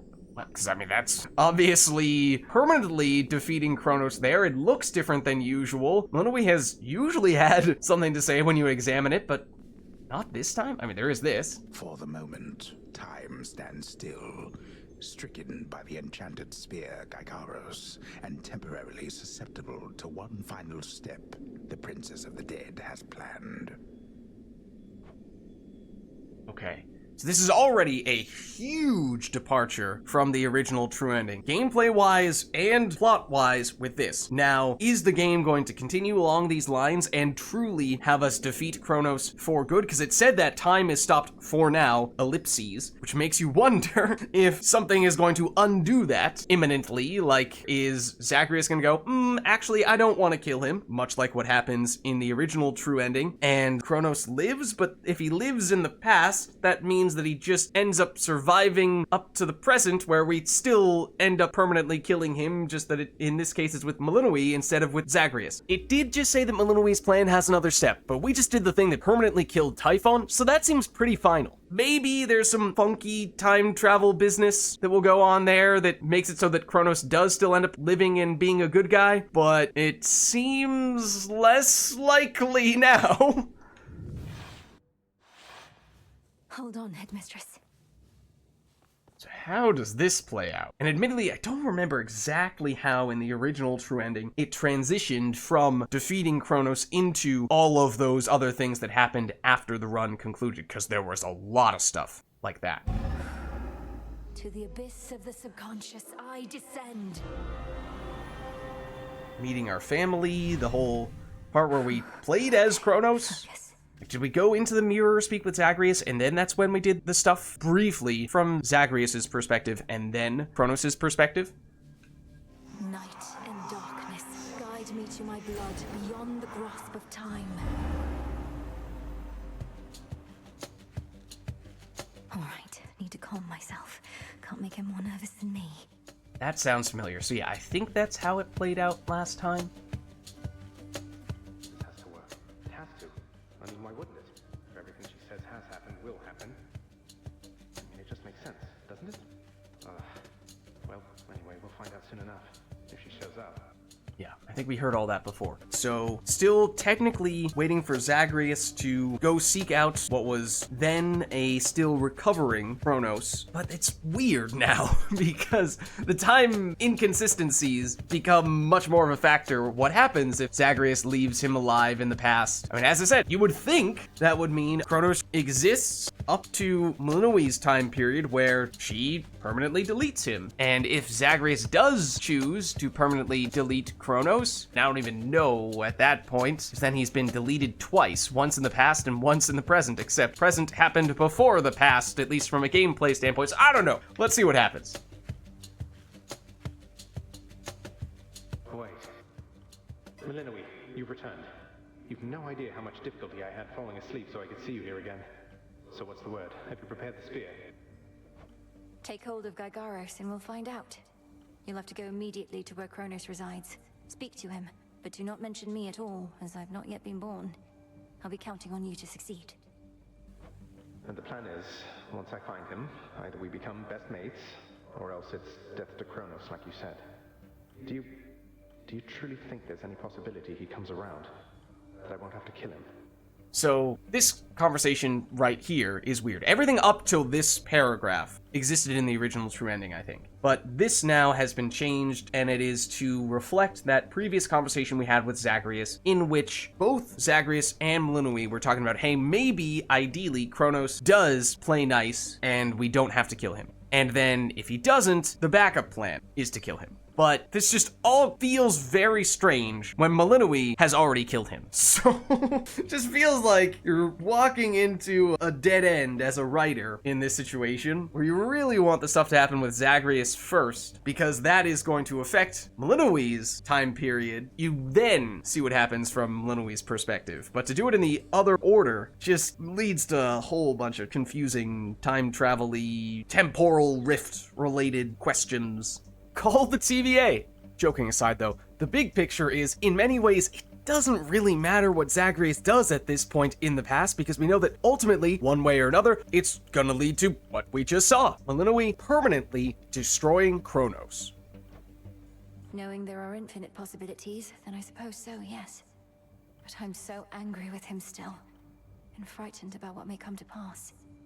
He's taken so much from me, from all of us, and yet he wants his family back too. One way or another, he'll get what's coming. We all will. This is like, did Melinoe not just realize that she murdered Kronos permanently? Like, we don't even need Zagreus anymore at this point, right? We did all the dirty work ourselves. In the first true ending, for whatever reason, after we used Gygaros, the spear, to defeat Typhon, we were not able to use it again to defeat Kronos in our time period. Maybe it was some silly, convoluted plot hole that prevented us from doing so, but for whatever reason, Melinoe did not just turn right around and use the same methodology that she used against Typhon to then also destroy Kronos. And in fact, we even had a conversation with at least someone in the Crossroads, I think, who had asked about, oh, you just defeated Typhon, or you have a plan to defeat Typhon. Are you going to be able to do the same thing against Kronos as well? Because we have two big bad enemies we want to destroy. And Melinoe said, no, it has to be different for those two people. So that's inconsistent with what we just experienced. And then Melinoe, this is crazy that she hasn't brought up to Zagreus that she just used the spear on Kronos. And it really seems like in the original true ending, Zagreus was necessary to do the murdering because, again, for that weird plot hole related reason, Melinoe couldn't murder Kronos in this time period. But because that strange plot hole, whatever you want to call it, did not happen this time around, and Melinoe did just murder Kronos, that means we really don't need Zagreus after all this. So why are we even having this conversation? So where do we go from here? All right. But we're getting your family back, not just his. Whew, this is a lot. To think the Spear of Fathers has the power to destroy a deathless titan. So, I mean, this is just crazy.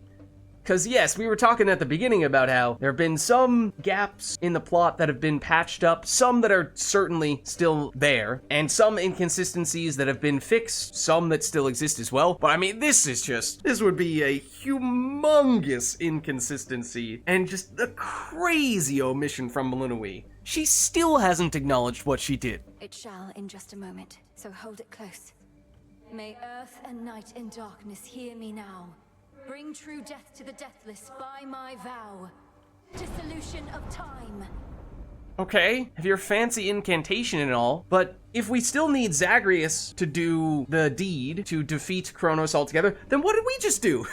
If that was not permanently defeating Kronos, then why did we break out the spear? Why did we have the dramatic cutscene very similar to that which we saw when we defeated Typhon for real? Just doesn't add up. This does not sit well with me. This is a pretty egregious mistake, at least as it currently stands, it seems that way. Gygaros, it's grown hot to the touch, but feels much lighter than before as well. I suppose I should be careful not to prod somebody with it. Besides Kronos. Yeah, that line's the same. Go, Zagreus. I've done everything I can here, and we'll see each other again. Some other time than this, perhaps, but still. For now, farewell. Oh, also, by the way, we already murdered Kronos. You might want to know that. No, apparently not. Okay, so now is this part the same? As we go into Zagreus's timeline, this looks familiar. What now? What is all that infernal racket? Silence, fools, lest we be caught. Guards! Guards! Guards! Oh, hello. Who comes there? You lack the clothing of the satyrs' hooves, and have a countenance which I know not. You must be grandfather. I don't believe we've had the pleasure. I'm called Zagreus. I got a tip about your quite suspicious cabin and decided to go take a look. What are you doing here, if I may ask? Recuperated. What else would I possibly be doing in a place such as this? So I suppose Hades is to thank for this new grandchild of mine. I never thought that I would see the age when he became a father for himself.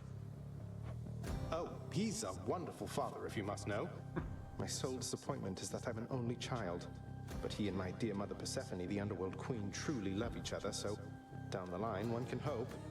Okay, so he's alluding to how, obviously, eventually, there is the whole Melinoe component, which, you know, Melinoe said, hey, don't bring up that I exist because I do not yet exist in your timeline, which it's sort of silly that we'd be talking about temporal inconsistencies when speaking to the Titan of Time, but alas. So yeah, he's hinting at it here, which is, I guess, kind of clever. I don't remember if he did that in the first one. Everything else besides that is, if not even that, is the same as what it was before. Why are you telling me all this?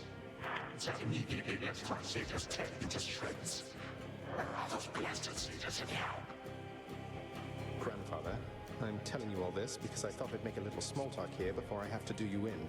If you would bring pain and suffering upon my house, as our designated security specialist, I cannot allow that. Okay, now this is also unchanged, and this is a problem at this point, because this reflects the original plan, which was just murder Kronos. There was no backup plan, and that is no longer the case in the new true ending. The new true ending, it's supposed to be peace first, and killing him is only if he does not cooperate. So the fact that Zagreus, I mean, he says he's doing a little small talk, but he makes it very clear the intention is not small talk for the sake of trying to make peace. That's just before he murders him. So that's also bad. And at least in this case, this feels like it's happening because rather than starting with new conversations built from the ground up intentionally to work with the new true ending, instead, you're trying to recycle the old conversation as much as possible and then just squeeze in little bits and pieces, doing the bare minimum of changes to accommodate the new ending. Whether because you lack the time or the money, ultimately doesn't really matter. Because cutting corners got you in trouble the first time, and apparently you didn't learn from that because it's happening again here. The quality suffers noticeably. Not as egregious as what we saw when Melinoe killed Kronos, and then we still go into this. I mean, that's kind of insulting. I mean, what, you're just expecting the player to not notice that Melinoe did all the special stuff to defeat Kronos this time that was different from every other time that we fought him, and that it was so similar to the time when we defeated Typhon? You know my intent. You dare speak to me of pain and suffering. Here I have wrought it since an eon prior to when you were but a twinkle in your father's eye. He is brothers, traitors and usurpers. They're your children. Father and I also used to fight. He'd grown isolated from Olympus, and Persephone and me didn't do him any good. What about you? We've only met. Are you prepared to sweep me into your old grudge? Is this new? This might be new, in which case this might be an attempt to go back to the whole, hey, maybe we can make peace thing, but sequencing is wrong, and the tone of voice is totally different. Before this, it was a smug sort of like, ha, I'm here to crack a joke or two and then ultimately do you in. Whereas this is much more neutral, so it just also feels like it's coming from a different conversation altogether. And if in fact this was added for just the new true ending, then obviously it also came from a different recording session as well. If necessary, yes, of course. Your father and his brothers surely have already poisoned you and your entire generation against me. Would I be speaking to you if that were the case? Here's the arrangement. Either come along quietly to a little surprise family reunion, or take this spear repeatedly, and you won't soon recuperate, I swear. Which is it going to be? This and the previous paragraph from Zagreus, they were both new and more consistent with everything we've been building toward for the new true ending. But again, the timing is just off here. The problem was, what, like 2 or 3 Zagreus lines ago? The one where he basically said that he was gonna kill Kronos and that was the reason why he was here. So Zagreus is a little too all over the place here. If you remove that other line, or replace it with something that is more along these lines here, then it would make a lot more sense. Because this is what we were expecting to see. Experienced a world without time. You would have to dearly miss my influence. Nor shall I be shamed and ridiculed before my kin. What do you have me do when they look upon me? And the family reunion part that Zagreus was talking about, that was new. But the other stuff did exist, and this line from Kronos did exist as well. Oh, I don't know. Perhaps just act like you're my grandfather rather than sneaking underneath the house in some sort of profane chamber I ought to have known about. Your time. Why don't you extrapolate a bit? I do remember that, though. Extrapolate what? Actually feel the life in which Grandfather Time is there to coddle the spoiled child of my rancorous son. He shall drive the accursed spear through beyond sight if you do not. Yeah, and then in the original true ending, soon after this, we went to an alternate timeline in which Kronos did in fact play nice, and then that just turned into the reality from there on out, and it was just really jarring. And so I'm wondering if, I mean, there's a little hint of it here. I think that did exist before, but are they gonna ease into that a little more so it doesn't feel like it comes almost completely out of nowhere? No, because you'll be under my protection. And also, no, it won't just be a joy-filled life, especially if you keep on. But it'll probably be better than whatever this is. Now make your choice already. We don't have all day or night. Yeah, because it was basically, we were saying, it seemingly came more or less out of nowhere, and it was just so wildly inconsistent with the Kronos that we had come to know from every other time we had spoken to him. And much later on, eventually hear him say something along the lines of, this point right here, where Zagreus was threatening to kill me, I figured anything would be better than that, so I might as well go along with him and try to be friendlier with the rest of the family. But that came way after everything in the true ending happened, so it just didn't line up well at all. A future with such grandchildren as you, or the eternal void. How can I possibly decide? I don't remember if he had this line, but it does remind me of the line that we had in our Melinoe and Zagreus conversation a couple runs ago or so, where Zagreus made sort of an offhand, seemingly joking remark about how if he wasn't able to permanently destroy Kronos, then he'd try to be best friends with him. And at the time, at least with the way the line was delivered, it gave the perception that that was not to be taken seriously. However, of course, we know that in the original true ending, that is what happened. So it just set players' expectations in one way and went in completely the opposite way. So that did not work well. And it's potentially a little bit of a similar vibe here as well. That's it, I'm stabbing you. And then that is how it ended. I remember that. All this time, for naught. Perhaps the fates themselves always knew my plans would be undone again. 3, 2, 1. Okay. Ready or not, hence I go.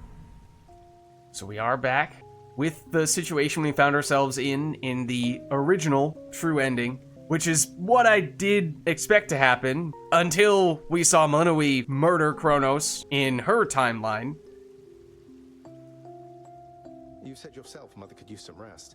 Why don't you join her? I can keep an eye on things. No, Nyx is with the Queen. Nor shall I leave my daughter unattended. Unattended? You act like I may not be the best influence on her. I do not act.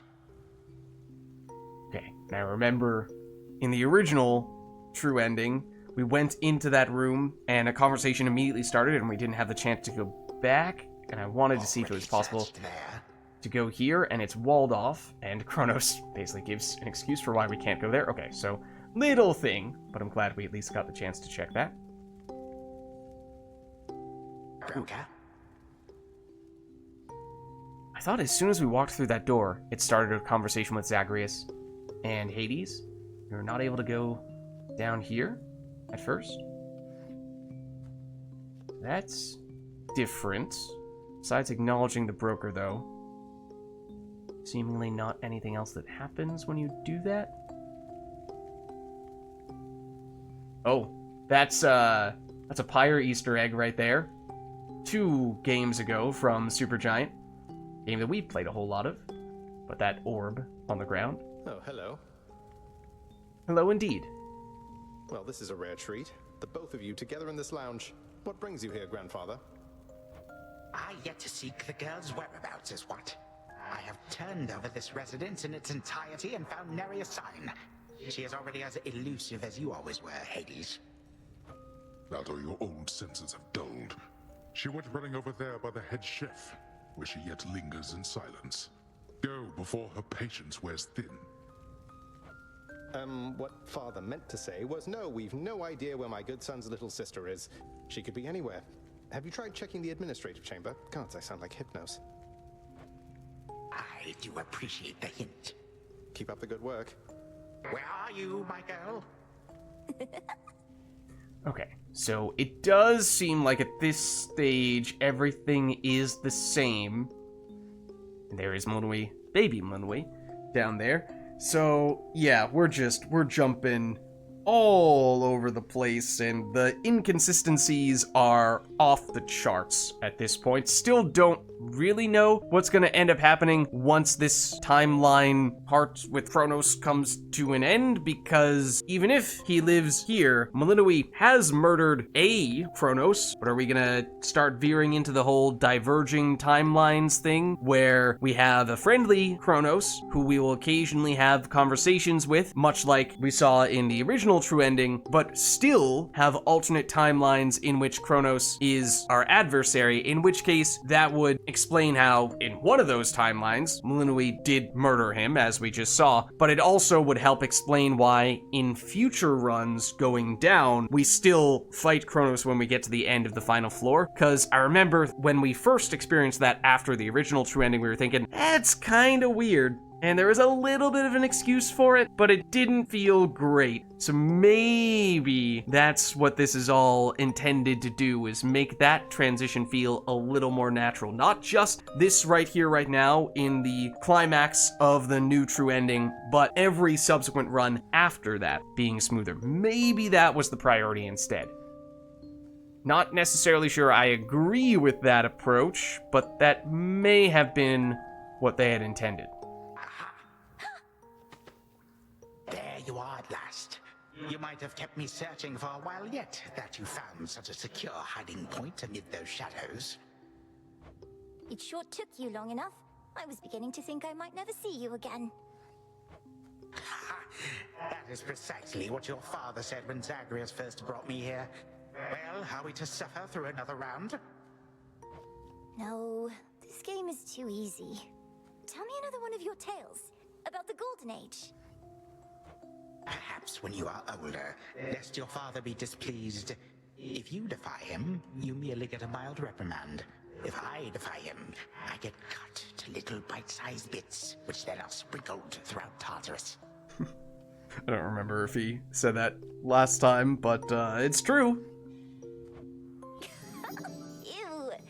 Well, if father ever does that, I shall simply go find all the bits and put you back together again.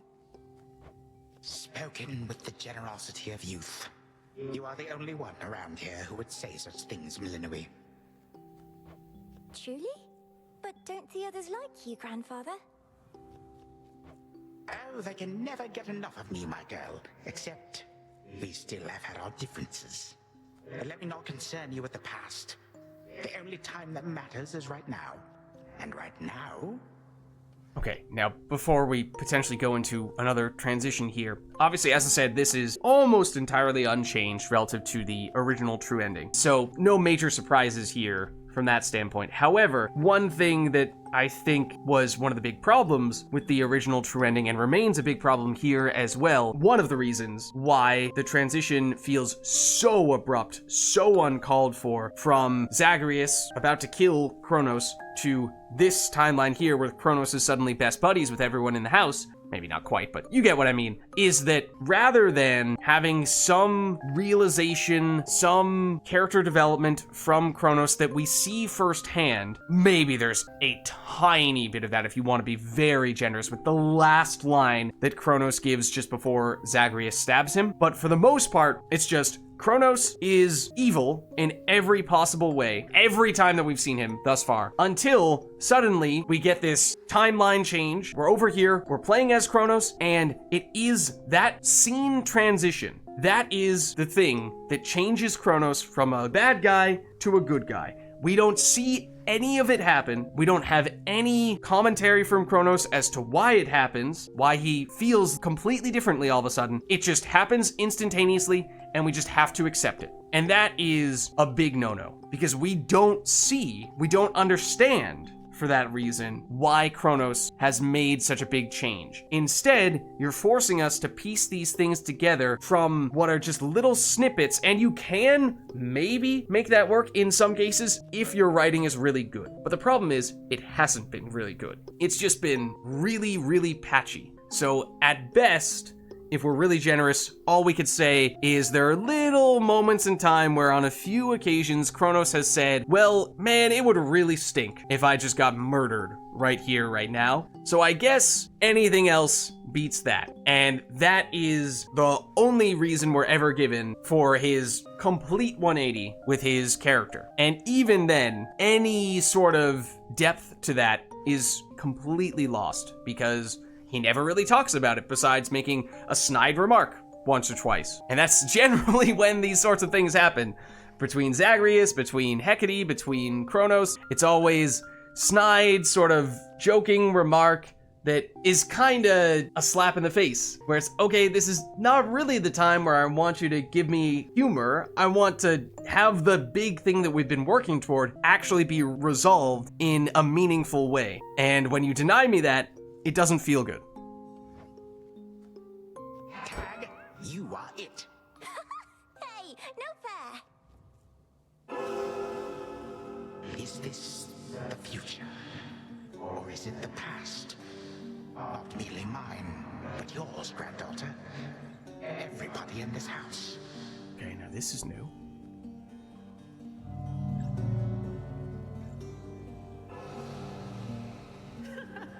Easy there, Cerberus.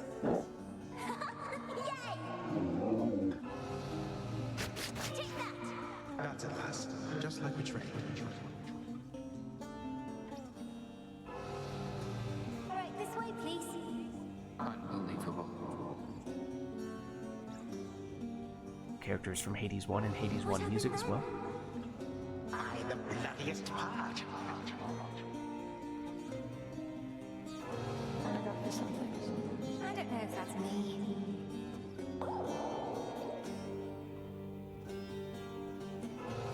I finally won! Last.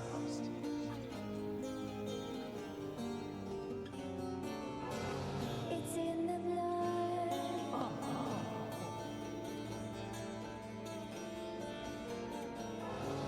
Focus. Night and darkness guide me.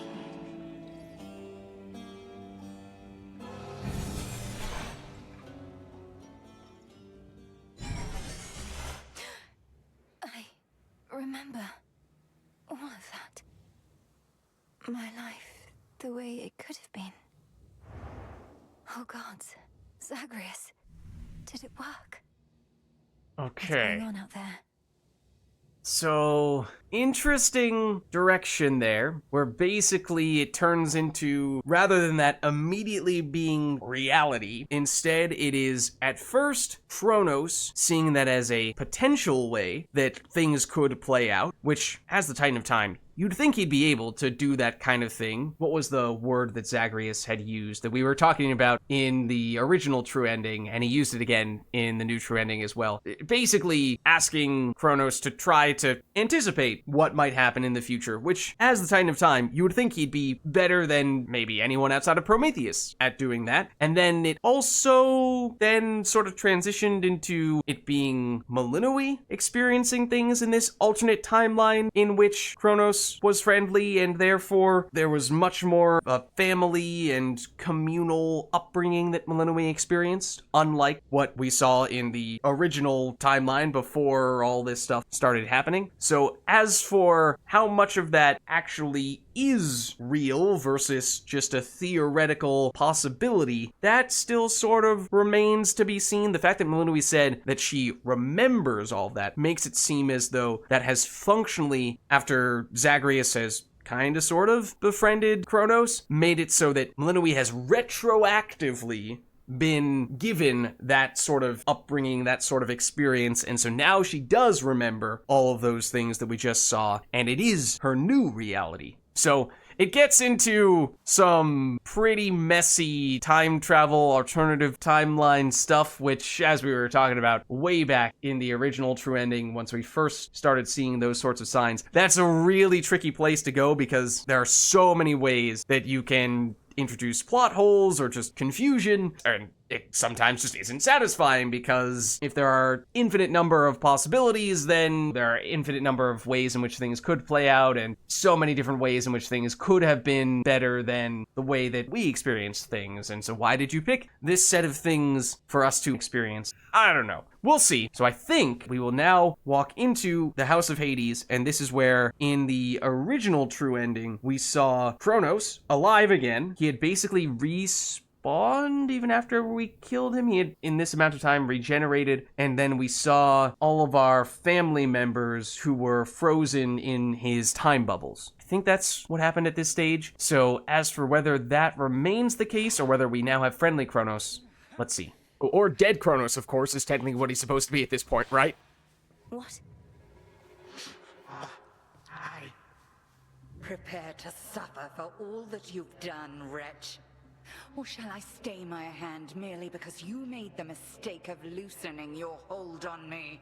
And I think it did start with Hecate. I think was she still frozen at first? That I don't remember. But this doesn't make sense. This is completely inconsistent with how, in this timeline, Kronos is dead. Kronos is permanently deleted. Because that's what Melinoe did. Unless if, because of that whole trip down memory lane and retroactively changing things in the past, Kronos went from being alive at the very beginning, dead when Melinoe killed him, and then re-alived when the new alternate timeline stuff happened, and now we're threatening to permanently kill him again. This is what I mean. You jump too much between alternate timelines, and you start to create a lot of issues, and potentially many more places where you can make mistakes, because I think this might just be a humongous oversight. All of these newfound thoughts within my mind. Was all of this your doing, witch? I have no memory of you, and yet, who are you? So now I think it's Kronos is basically having the experience that Melinoe just had, where, because I think we did make that alternate reality the canonical reality, and so Kronos is coming to terms with how what he used to know is different from what he now knows. Kronos, headmistress, wait! I think I can explain. Retroactively. Counterintuitively, but retroactively. Where are we? One instant I discover that our enemy invaded Erebus, the next I know he's groveling about my feet. How is this possible? What have you done? Headmistress, you don't remember, because you weren't there with me. But as for you, Kronos, who am I now to you? This is different for sure. You are my granddaughter, Melinoe, whom I know both from this life and an altogether different one, which I now realize was but a dream, a delusion. So then, all I have left is this. Was that alternate timeline just a dream, just a delusion, or did that actually come to pass? Ultimately, it really doesn't matter, because you should be dead right now. Either way, it does not explain why you're alive. All that you see is what you wrought. As for this other life, how much of it do you recall? Your youth here in this house with me. How you delighted in a hiding game when you were but a girl. How you and Zagreus would fight. But out of love. Not in the way we fought this very night. I did not realize there could have been this other past we shared. This better past. Okay, in case there was any doubt as to whether that time when Melinoe murdered Kronos for real, if that still exists in this timeline, well, if that friendly family time was all just a vision, a dream, then yes, Melinoe murdering him absolutely happened, because that means that nothing has actually changed in this timeline other than just Kronos has a memory of a dream that he did not previously have. He's acknowledging that the fight did happen tonight. So it happened. And that means Kronos is dead. He is supposed to be dead. So this is just This is what happens when you write yourself into a corner that is completely impossible or nearly impossible to write yourself out of. And you try to twist and turn in every way possible to maneuver out of it, but in doing so, you fall into huge plot holes. I can't excuse this. Past. Nonsense. None of it occurred. Nothing has changed. You should be gone, Titan. Not flooded with false memories. And now Hecate is saying you should be gone, as in Melinoi ought to defeat you. Hecate does not know that he was actually dead and has somehow magically come back to life. So despite it seeming as though that's what Hecate might be suggesting here, Hecate was frozen in time and did not know anything that happened at that point when we were fighting Kronos a few minutes ago. So don't take Hecate's line here to suggest that Kronos ought to have been dead because she saw Kronos die and then he came back to life. No, that is not what Hecate is saying here. That is not an explanation as to why Kronos has come back to life. There still is no reason why he has been magically resurrected. All these memories that sprang to his mind, I remember them as well. A life I could have lived had the Titan never struck.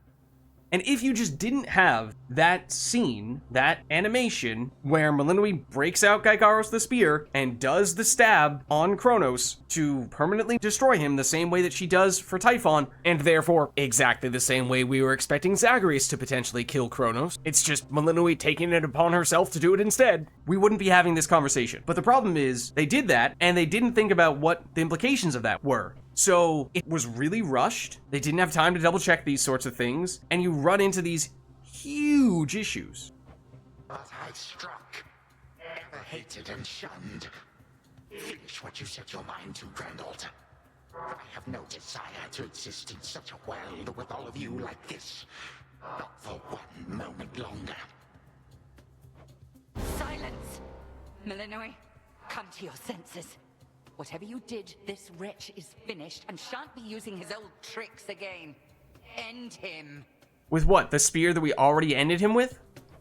Wait, please, let me prove this to you. Kronos. Grandfather, listen to me. Steady yourself. Use what power you yet have, and release our family from your hold.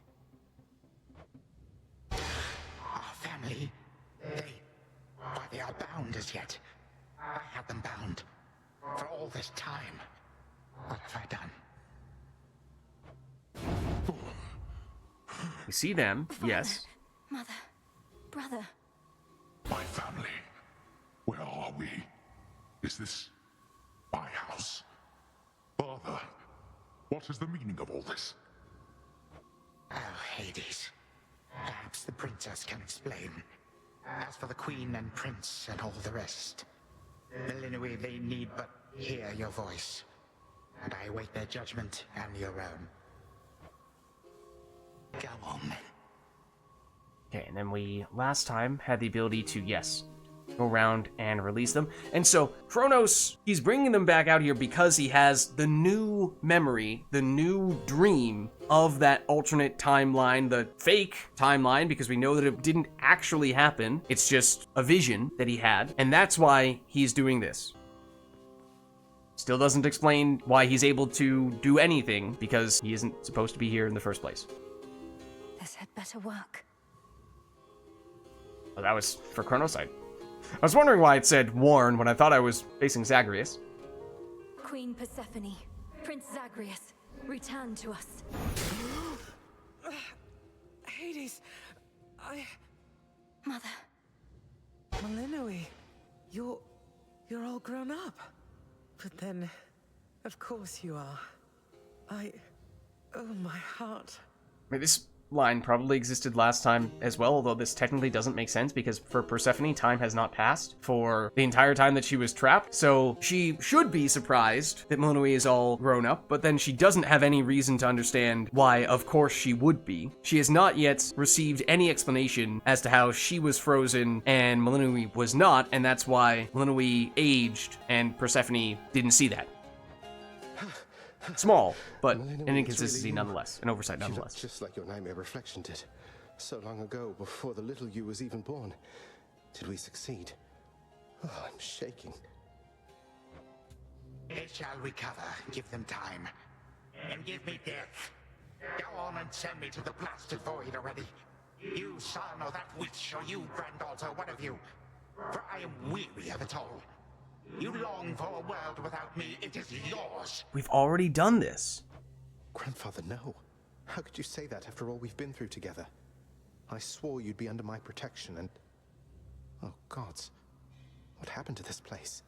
And this is why it feels like a slap in the face. Because we're trying to give all this weight to this decision here. Should we or should we not permanently destroy Kronos? Because he was doing all these evil things, and we have an opportunity to get rid of him for good. And that's what we were trying to do for so long. But yet here he is, having some second thoughts now. Maybe more willing to compromise, more willing to stop fighting, and help the rest of the family. And that might be a meaningful decision, except that Malinois already made that decision, and there was no conversation to be had, there was no decision on the player's part, not even any personal reflection from Malinois. It just happened automatically when we defeated Kronos at the end of the fight. Malinois automatically took it upon herself to use the spear and delete him. And that's why the fact that we are even having this whole dramatic build up to, ooh, is Malinois gonna do it or not, is falling flat on its face, because the player knows that Malinois has already made up her mind, and that you would think there'd be no turning back at this point, but for whatever reason, there weren't any consequences to Malinois' actions that time, so don't worry about that, unlike this time, when supposedly, Kronos' fate still hangs in the balance. I took this place as what, Zagreus, and ruined it. You need not advocate for me again. You never knew my real self. Merely a possibility and nothing more. And you, Malinois, to think I put you through all this. Take your vengeance. No. Our family's had enough for now. Who else recalls what happened? Memories as vivid as any you hold dear, but of a separate life we might have lived. Mother, do you remember? And the frustrating part is, if not for that, 3-second animation where Malinois did that, then we would instead be having a whole different conversation about how they have made some changes to make the transition into Kronos being a good guy, and Malinois and the rest of the family coming to terms with that feel a little more natural. But all of that is lost because of that one critical oversight. I do. You were insatiably curious as a child, and sometimes too much even for me to handle, so Zagreus and Kronos, they often helped to take care of you. I too remember now. That father was with us after Zagreus discovered him and took him in. Yet all the while, I have been a prisoner. His prisoner here in this time of ours. Queen Persephone, Lord Hades, do not believe these falsehoods coursing through your minds. Even your son and daughter seem susceptible. You all have been manipulated by the Titan's spell. Okay, now interesting from Hecate's perspective, apparently she did not experience this vision. I mean, she was not in that alternate timeline scene that we saw. Maybe she was somewhere else on the periphery and still experienced that, but for whatever reason we didn't see her, but apparently not, because she is completely unfamiliar with what everyone is talking about here, and she says maybe it's a Titan spell. Maybe it was Kronos using that to try to deceive us into thinking he is far more innocent than he actually is. Now that would be a different twist. Don't know if anything is going to happen on that front, or if Hecate is going to then just get shot down. Headmistress, that's not true. Don't you understand? The dissolution of time, this is how I manifested it. You always said the task was mine, as were the methods I employed. This was the path I chose. Except it is... You failed.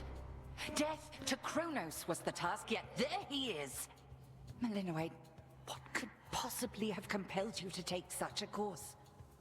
Yeah, and we've talked about this many times before, the whole inconsistency with the message, death to Kronos, which has been our motto for so long, and yet very close to the end, Malinui started to have second thoughts about that, even though that's the kind of thing you would want to consider much earlier on in the process. And if you are going to have Malinui be the one who changes her mind, then kind of similar to what we saw with Kronos in the original true ending, and to a certain extent even here and now, you just kind of switched who's getting the dramatic 180. It used to be Kronos, it still is to a certain extent, but now this time it's Malinui instead, because you didn't give enough foreshadowing, enough build up, enough character development for Malinui to question whether that was the right decision early on enough. So instead you get this last second switch, and it's just wildly inconsistent with Malinui's character. Now, maybe, we were talking about this before, maybe there was just enough of it. There was one, maybe two conversations with Zagreus that felt like maybe we'll let it slide, because that touched just enough on some of the things that we were looking for, but it was awfully close. Your own teachings. To think for myself, not just do as I'm told. But if you still believe destroying Kronos will make our problems go away, then what are you waiting for? This just all is so silly when Malinui has already done exactly the opposite of what she's advocating for here. She just automatically, mindlessly decided to slay Kronos. None of the other stuff matters. Oh, wait, what if he's gonna be nope, don't care. Stab him. That's what she did. I shall never forgive this Titan for what he has done. To this world, your family, you, or me. Dear Hecate, my handmaiden, who said anything about forgiveness? I've never heard such pain in you. Last I recall in this life, just before Kronos struck, your task was to protect our daughter at all costs. And you did. And so now we're just gonna... gaslight Hecate? In our moment of peril, you were the only one we could count on, esteemed Witch of the Crossroads. For that and more, you have our gratitude. For all eternity. Right, yes, it is true that Hecate's job was to protect and raise Malinui in the absence of Hades and Persephone, and to a certain extent, Zagreus. But yeah, there was the whole part where Kronos waged war on all the gods and goddesses, and we're just completely overlooking that part now. If you wanted to say that, hey, maybe that was bad, but it's not bad enough to warrant murdering Kronos altogether and deleting him from existence from now onwards, as we said many times before, you needed to have that conversation earlier, you need to have more back and forth, you need to talk about the downsides, the trade-offs, the consequences. You can't have it now when technically it already has happened, where he has been destroyed. Even if that weren't the case, even if we overlooked the part where Malinui did in fact already kill Kronos, and we were truly believing that we're about to make the meaningful decision right here, still too late. Needed to do it earlier. I did no more than was my charge, O King and Queen, and I remain as ever at your service. Well then, Malinui, what now?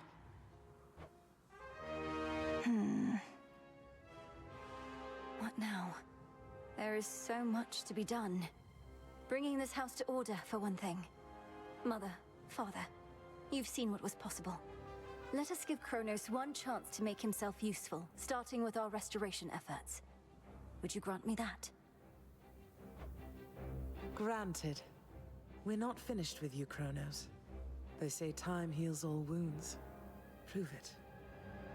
I don't remember if this is new, this line right here, which is cliche, but I'll give it to you. It's fitting enough. And just before that, Malinui giving an explanation, a reason why we would potentially trust Kronos, or at least give him a chance to help us out here. Again, if it weren't for a few horrible oversights with the writing, there have been some things that would have otherwise improved upon the transition between Kronos being a bad guy and Kronos being a good guy. This being one of them, but it's just hard to see past what were some otherwise horrible mistakes.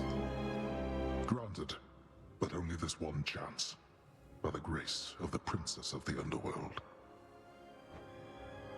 You would permit me such a chance? But I cannot change what already occurred. Cannot undo the unforgivable decisions I have made. Same could be said of, you would think, Malinui, because she's already killed you. But apparently we're just forgiving and undoing that. Your time itself. We're not demanding you move backward. We're demanding you move forward. Okay, obviously that's supposed to be clever because he's the Titan of Time, and time only ever moves forward, except we did move backward with the whole vision thing, so okay. To move forward. That is all I have ever known. Except that's blatantly I shall false. make time. Both for this house and everything. It's completely inconsistent with what we just had happen to us. Then be so kind as to get these chains off me so we can get to work.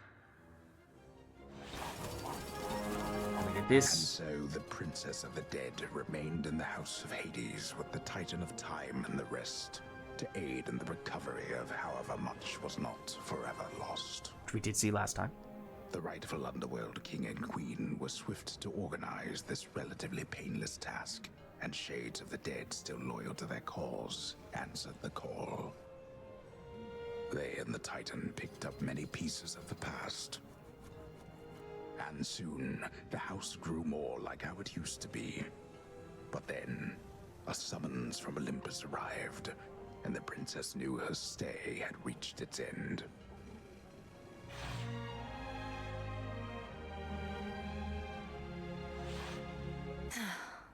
Well, this is it. Okay, I think that was largely, if not entirely, unchanged relative to the last time. We did see in one of those flashbacks, the one that was more so Malinui's vision, we saw some characters from Hades 1 that we had not previously seen at all in Hades 2, and potentially one of them was hanging out right there, which is kind of cool. I mean, that's a side thing, of course, but... Hey. Let's see what everyone has to say Well, here. I think we can fix up the rest of this place on our own. Thank you for all your help. Especially the part where you liberated us from our temporal prisons and whatnot. Believe me, I had nothing better to do. Anyhow, we'll have to find a way to cross paths out there. And each keep an eye on Kronos as we tie up some loose ends. Insert temporal chains out of exile reference here. It must be hard to even look at him after everything he did. I can't help but be glad we're all here, but that's easy for me to say, not having been locked in a lifelong conflict. I'll manage. You helped me realize there even was a path toward this outcome. As I faced Kronos in this house, I started to sense that being cut off from this family was consuming him. It might have consumed him completely. Good thing we make a decent brother-sister team. Past and present, real and imagined. And now we don't even need Dreamtime witch magic to stay in touch. Okay, so further confirming, although it has already been confirmed, that dream, vision, whatever you want to call it, didn't actually happen. It was just a dream, it was just a vision, and it changed people's perspective, but it did not change reality retroactively. And so, again, the key thing, among many other things you can draw from that conclusion, is that Kronos should not be alive right now. And, oh man, I mean, I want to look past that and see other things that, yes, they did make some other changes that improved other things in and around this ending. But it's just, when you make that big of a mistake, and it's such a critical mistake to the ending, when it's the whole key decision at the end that just falls completely flat for that reason, it's hard to take anything else seriously in this ending. No, I suppose not. Feels like we've been through thick and thin together, doesn't it? Even without the memories of a wholly different and generally more pleasant life. Right now, I'd simply settle for a calmer one. Come on, you're not the settling sort. Anyway, I know this isn't goodbye, and we'll be seeing each other, though still. I'll miss you, little sister. And do send Hypnos back if he can't wake up on his own. That is, of course, one of the side quests that we were getting extremely close to completing. We probably just needed one more run, but then we activated the new true ending, and now it's been on hold for a very long time. He'll wake up. I'm going to miss you too, big brother. Take care of everyone, all right? I will. You take care too. All right. Prince Zagreus? Princess Meninui. Hail. This is the person who I was alluding to before, a pretty prominent character from Hades 1 who had not existed in Hades 2. It's been an honor, sir. The honor's mine. Maybe I should have spoken to him first, and then that would have made a little more sense to make that comment. Heading out? Olympus doesn't like to be kept waiting, I know. We'll remember you here, lass. Somehow it still feels as if we've only met. What an unusual time. And what an unusual comment, because this is our first time ever speaking to Achilles from a gameplay standpoint as a player. The only other time when it sort of has happened is in that dream/vision, which, as we were just saying, didn't actually happen. It was only a dream/vision, which means that this technically is the only real conversation we've ever had with Achilles, which means this statement makes no sense. And this is why, when you mess with time travel with your plot, you run into all of these issues, all of these inconsistencies. And this is small, yes, but you're gonna see them pop up everywhere because of how much you were messing with that concept. That it is, Achilles, sir. I have these glimpses now of cherished moments I might have spent with you and the other house servants had the past but gone differently. Are the others doing well? It can be done, but it's extremely difficult, and there's a reason why it is so often not a good idea to go this far on the time travel and multiple timelines concept, because these are the issues you run into. They seem to be. Your relatives recovered the most swiftly, but I think we're all still feeling some effects, and catching up on everything we missed, and aiding where we can. I'll miss you all. This really does feel like a dream at times. I fear I may forget it, as one tends to do with dreams. Now you're trying to normalize the whole dream thing because so much of the plot is now based on what was only a dream and not actually reality. Now you're trying to gaslight the player. I trust to a you small still extent. remember what I always told you about fear. Please don't worry. I know we may not see you for a while, but I shall await whenever we may meet again. We've never met you before. As shall I. Not in person, only in dreams. That whole conversation makes no sense for that reason. The notoriously fearsome triple-headed monster Cerberus rests in his favored spot, and now regards the Princess of the Dead with 3 expressions different than before. So now he will let us pet him, most importantly. Well, boy, this must be the next best thing to guarding the underworld's gates. Say, do I have your permission to give you a scratch? The way my brother demonstrated before. Okay, well, obviously Zagreus has never demonstrated that before, because this is also our first time meeting Zagreus in the flesh. I mean, technically, I guess the scene before when we were first releasing him, but this is the first time we've seen Zagreus and Cerberus in the same room together. Unless, okay, technically the slideshow cutscene, there is that. Maybe in that period, which again, we as a player did not really experience firsthand, you're just asking us to assume that those things happened, despite you not having actually shown us that. Shaking my head. There's a good boy. Well, I did not press any buttons for that, for what it's worth. It just happened automatically. I mean, obviously I was gonna do that, if given the choice, but... My beautiful daughter. We were just talking about you. How you were as a child, both in this life and the other. Growing up is so difficult, and you had to do it twice. It didn't actually happen! No one can get their story straight. The writers, the developers cannot get their story straight. Numerous people have said that was just a vision, just a dream. It didn't actually happen, and therefore we did not experience 2 upbringings. One was imagined, one was real. It did not happen twice. Which makes me beyond fortunate. Hecate was the best caretaker I can imagine, and I'm so grateful to have experienced a life with you, Mother, where there was so much warmth. And now you've met this other side of me. And I shall eagerly await getting to know this other side of you even better. And, Hecate, you're certain it's no burden to you to continue looking after her, just in case?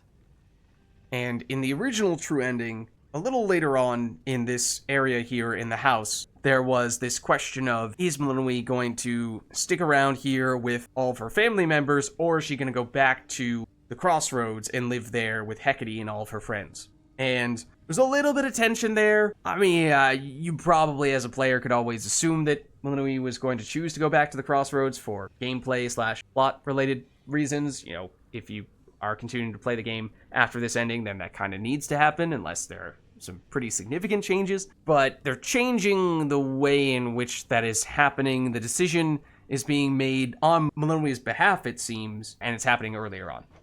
I swore to you that no harm shall come to your daughter, O Queen, and that vow remains. And I shall always care for her, whether she resides with me or not.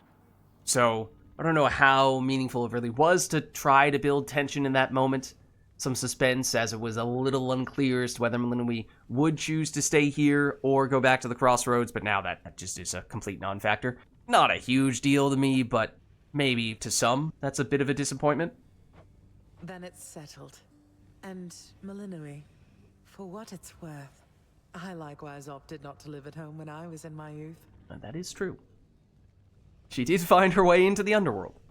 Please reconsider this, Melinoe. You cannot be serious about returning to that dusty glade. Your rightful home is here. And you may be unable to return whilst you are with us due to laws much older than ours. To serve the unseen. Okay, now, Hecate just references laws that we don't have any pre-existing knowledge of and just expects us to know what she's talking about. I mean, obviously, for plot-related reasons, for video game reasons, I know what she's getting at. We expect to be at the crossroads because, again, runs start from the crossroads in this video game. But if we're trying to think of this more from an actual overarching story perspective and not just a story that is restricted and confined to being told in a video game format, this is bad writing. Is to serve in shadow. I know full well, Headmistress, and do not make this decision lightly, but I can't leave the crossroads, especially when we've so much left to do. Yeah, so this is basically what I was getting at. This is sort of the equivalent of what I was just talking about before. Melinoe trying to choose between staying here versus going back to the crossroads. Maybe it was done in a similar way last time, although I really thought it was in a room or two to the right of this, and later on after we'd already spoken to a few other people. And so, because it was Melinoe who sort of introduced that idea either initially, or it just, the way in which it played out made it feel a lot more like the decision was in Melinoe's hands to make as to whether she stayed or left. Whereas, because Persephone just said that, oh, I guess you're leaving, Melinoe, before any of this other conversation happened, it took all of the weight away from this. Working with Kronos on this new venture of his, you've been instrumental in altering time as we know it. So you're certainly the best fit to keep things that way. Time flows freely forth. Are we gonna start introducing that concept? Ensuring time keeps working in our favor seems like a good way to spend my own time. It should be interesting, and the matter is close to my heart. Perhaps I was born for this.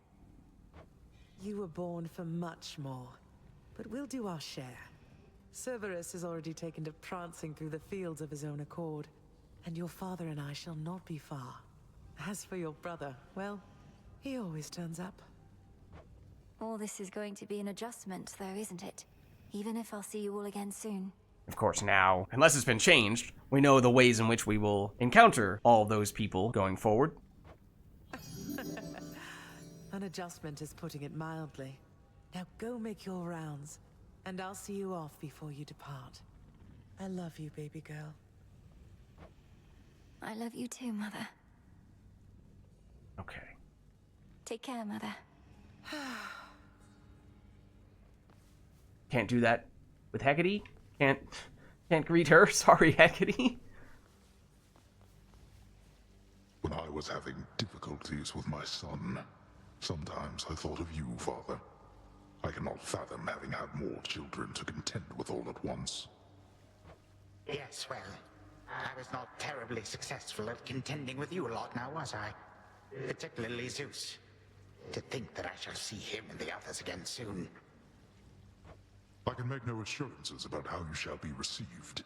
These dreamlike memories we share did not reach Mount Olympus, it seems. But Zeus does have my full report. Add just another way in which that's gonna make us run into a whole bunch of issues with the writing. Okay, so some people saw this vision, other people didn't. You know that's gonna lead to a whole bunch of inconsistencies with people who did not experience that vision are going to reference things as if they did. I'm almost certain that's going to happen. It probably already has. Surely a ringing endorsement, but I merely jest. If time can be so cruel, then it is only fitting for children to be much the same. Would you not agree, granddaughter? We may have more in common than we'd like to admit. But in any event, Lord Uncle Zeus asked you to come alone. Only the Fates now know what lies in store. Although there's still no sign of them, even with Nyx's aid. Yeah, and it was pretty uninspiring, the explanation we received in the original True Ending. With regard to what happened to the Fates, it was basically just, I tossed them into nothingness, and even I don't know where they are. This is Kronos who said this. Which, given how important they were and how deliberate he was with his plan to capture them, made no sense, because he was trying to not just capture them, but control them, I think. So he should know where they are, right? None. I cast them into the abyss. Had I known precisely where, they would have known how to get back. Yet if my hypothesis about such possibilities as we experienced is correct, we may find them. Okay, so it's basically the same, it probably is exactly the same explanation was before. That is a corner that I think the writers wrote themselves into and really didn't have any way to get out of, because there's the whole prophecy for freeing the Fates that happens after you get the True Ending completed, and it takes a while to do it. There are several steps that are required to complete it, and therefore you would have to do a whole bunch of retroactive changes, and that would just be really messy to do that, especially for players who, like me, are partway through that progression at the time of the True Ending, but are not fully done with it yet. We shall, and I look forward to testing this hypothesis. Perhaps we'll all learn something about ourselves. Would that we could. Gods and titans may be doomed to live forever, but we need not be bound to our old ways. Indeed. Father, thank you for all your hospitality. It gladdens me to see you doing well. I would not be if not for you, daughter. I trust that we shall see each other again soon. And perhaps even you, father. Likewise, Hades. At least this house is mostly to your preference again. Beyond these halls, of course, much more is to be done. Yes, well, Father, I wish you the best with the ongoing underworld renovations. As for us, our chariot is here. That it is. I am prepared. Shadows conceal you. Moonlight, guide us. Okay, now obviously we know from the original True Ending what happens here. Sister Selene. Great Nyx. And this was the first time we'd ever seen Nyx in the original True Ending, and I think in this timeline it probably is as well. We had seen Selene in person at least once or twice before, although that obviously is pretty rare, and this was the first time we'd seen Selene with her chariot. I don't think she had her chariot in the one or two times we'd seen her in the Crossroads, but I think this was around where in the original True Ending we had Milanui make that decision to go back to the Crossroads rather than stay here. Or we check in on you quickly, see if there's anything else we can do here. No. I know at one point in time there were our other family members walked in here. I don't know if that's gonna happen mid-conversation or if that's just not gonna happen, in which case that is gonna be a difference.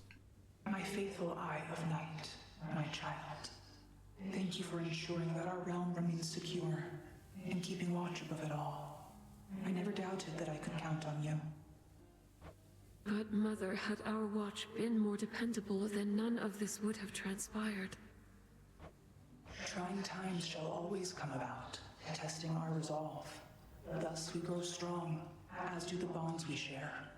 Even now, I sense the powerful connection between you and the princess of the underworld. It was my honor to work with Sister Selene Onyx. She has always been my guiding light. I'm so pleased that you could finally see each other again. A reunion you made possible, with Hecate and the Unseen. Your services shall be remembered, O Milanui, Princess. Now go, for there are more reunions to be had. It feels like this conversation has changed since the previous time around. Thank you, Mother, and farewell for now. And of course, as they've said several times, Nyx is Selene's mother, but wasn't a lot of substance in that, to be honest. I must say, I did not expect that we could ever draw you down this far, Sister Selene. I thought perhaps not even Headmistress could in all her experience. She is the moon, currently at the bottom of the underworld. If you are ready, little star, then let us go, lest we outstay our greetings and farewells. I am honored to have seen these halls, and to return to Shadow with you on this night in victory, not haste.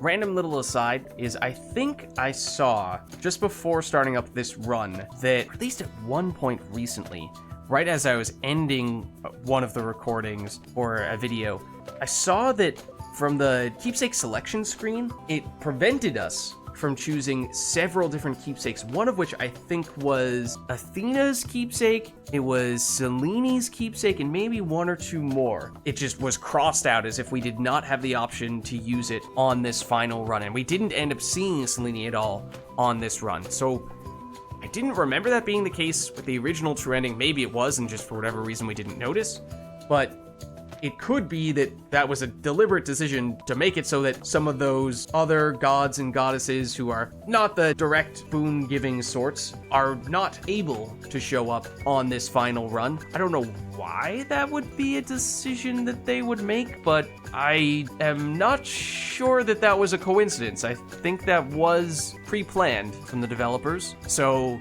talk about Selene being surprised that she was able to show up down here. Well, she very nearly didn't in that way.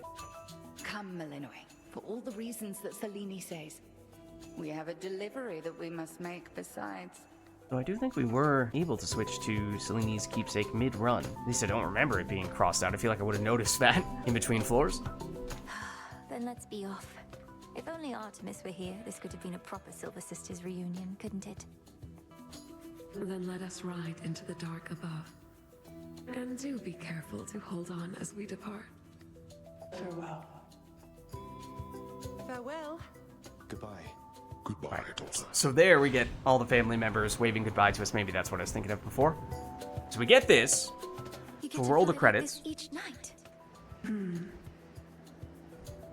If I may briefly interrupt, we have arrived at our initial destination, everyone. Olympus is not far from here. At least after a little bit. I do appreciate the ride upon your gleaming chariot, O Moon, but it is time for me to go. Perhaps my conversations with Hades have prepared me to face my other sons. We've informed Lord Uncle Zeus of what happened and given our recommendations, though he'll have many questions for you, and ought to be expecting you by now.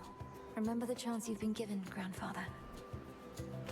Time cannot forget, and ought never to be late. May Zeus at least permit me to assist you from here on. Knowing there were real possibilities, this all could have gone worse. So yeah, obviously we know it from now onwards. Kronos is, well, assuming that it remains the same as it was before, and it seems as though that is very much going to be the case. From now onwards, Kronos is going to be a good guy. He's going to help us, and occasionally make appearances even mid-run. And in the original True Ending, we had said how that, again, felt really strange. The transition was just so sudden, so dramatic, and maybe we're seeing here a little bit more to ease into that, make it feel a little more understandable. To think that the entire flow of time is fractured because of what occurred. I would liken it more to a moment of self-discovery on my part. Despite my advanced age, it seems I did not know all that there is to know about myself. But then again, who does? Now farewell, and thank you, granddaughter. Right, off I go.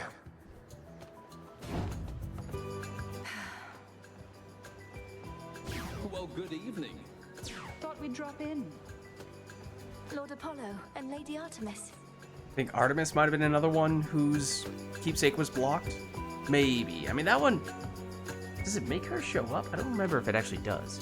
But again, she's another one of the gods and goddesses who is not your standard boon-giving god or goddess. I mean, obviously she does give boons, but you don't have Artemis rooms, unlike, say, Apollo. It's a beautiful night, Lady Selene, and you must be the esteemed Witch of the Crossroads. You've trained my cousin very well indeed to have brought Kronos to our heights, still in one piece. He's surprisingly accepting of this, and has immediately come to terms with Kronos being helpful now. Fine, Apollo, I was incorrect for once. No need to boast. Malinoi, I may have wagered that you'd cut the Titan to ribbons sooner than you'd bring him here. I mean, technically, she's not wrong. I know it's unimaginable, but he came here willingly, and Lord Zeus wanted to speak to him in private. Wait, does that mean you were kicked out of your house? Yeah, I think this is all the same as last time. Well, we consider it a palace, but, no. No, we've been appointed to escort you to the crossroads as a symbol of our family's unity, and come bearing a gift. Shall we be off? We ride. Here we go. Alright, so we know this is going to be where the credits roll. We're going to get the song from everyone. I think I am going to skip this just because we have seen and heard it before. I mean, the big picture, to reflect on the new true ending, is that, well, there's a humongous elephant in the room. And the game the developers either truly forgot that they had Malinoi kill Kronos, or they are asking a whole lot of the player to just completely overlook that. And it is such a big, egregious mistake that even if there were improvements elsewhere, they cannot make up for that kind of mistake. It's just too big. So I wish it didn't come down to that. I wish that there were at least enough marginal improvements elsewhere in the build-up toward the true ending and in the true ending itself to say that this is improved, but I honestly don't know that I can say that. I think if anything, it got significantly worse with that alone, to the point where I honestly think it ventures into one of the worst endings to a video game I've ever experienced. It's so bad. Oh, also we don't have the option to skip this. It doesn't seem. Alright, so I guess we are listening to it all the way through. So yes, I mean, we've talked many times before about the various places where there were gaps in the story, some of which got fixed, some of which do still exist with the new true ending. Inconsistencies once they added more details to the build-up to the new true ending, where they might have made more sense with the original true ending, but since they left them in, they no longer make sense with the new ending. So those at times stood out a little bit, at times stood out a lot. So it seemed like probably would have been better to have just removed those altogether, and then maybe with those conversations that you've now removed, that gives you more time to build up to some of those other things that we did see in the new true ending. And there definitely were some things that we would have liked to have seen happen earlier, so there's more time to then reflect upon them rather than just immediately seeing characters come up with a new idea that is very different from anything that they've considered before and immediately accept it, which just doesn't sit well because people don't usually do that. So there's all that stuff. There's the whole, I mean, the big elephant in the room is the whole moment we killed Kronos and then everyone just seemed to ignore that. Kronos came back to life inexplicably and it never actually happened, even though all of the signs were that Malinoi killed Kronos in exactly the same way that she killed Typhon. It counted for Typhon, it was real for Typhon. Why wasn't it real for Kronos? Makes no sense. And then, so you go, and I think basically all of this stems from, big picture, all of it stems from having written, Supergiant, the developers, having written themselves into a corner, gone in a direction with the plot that was so specific and so fraught with potential issues that even when they recognized after releasing the game initially that, hey, the ending has a bunch of issues that we would love to try to correct, now we're gonna do a patch to change that, unless you were starting from scratch, you were always going to find yourself running into some big problems because that was just where you chose to go with the story. And so unless you changed those things altogether, you were always going to find yourself running into those same sorts of problems. So what really needed to happen was from the beginning, they needed to take a really big picture look at, okay, where do we want to go? What are the key steps that need to be taken for us to get there? And then find clear logical, natural ways to build from point A to B to C to D.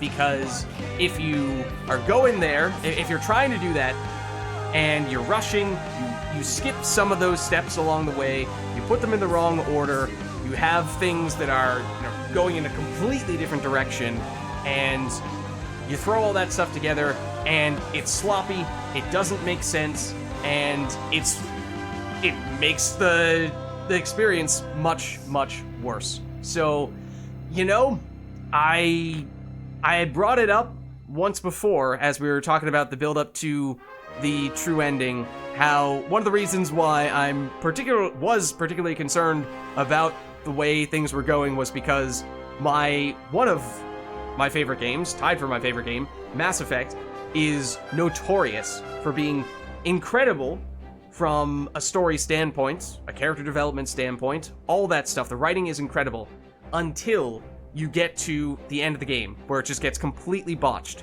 And to be honest, Hades feels pretty similar in that way, Hades 2. Ruler of the dead, restored to his rightful throne alongside splendorous Persephone, the queen.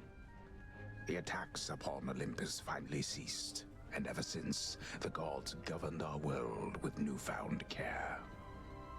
As for the princess of the dead, Melinoi, she stayed in steady touch with all her family from the dark comfort of the shadows that had long since been her home.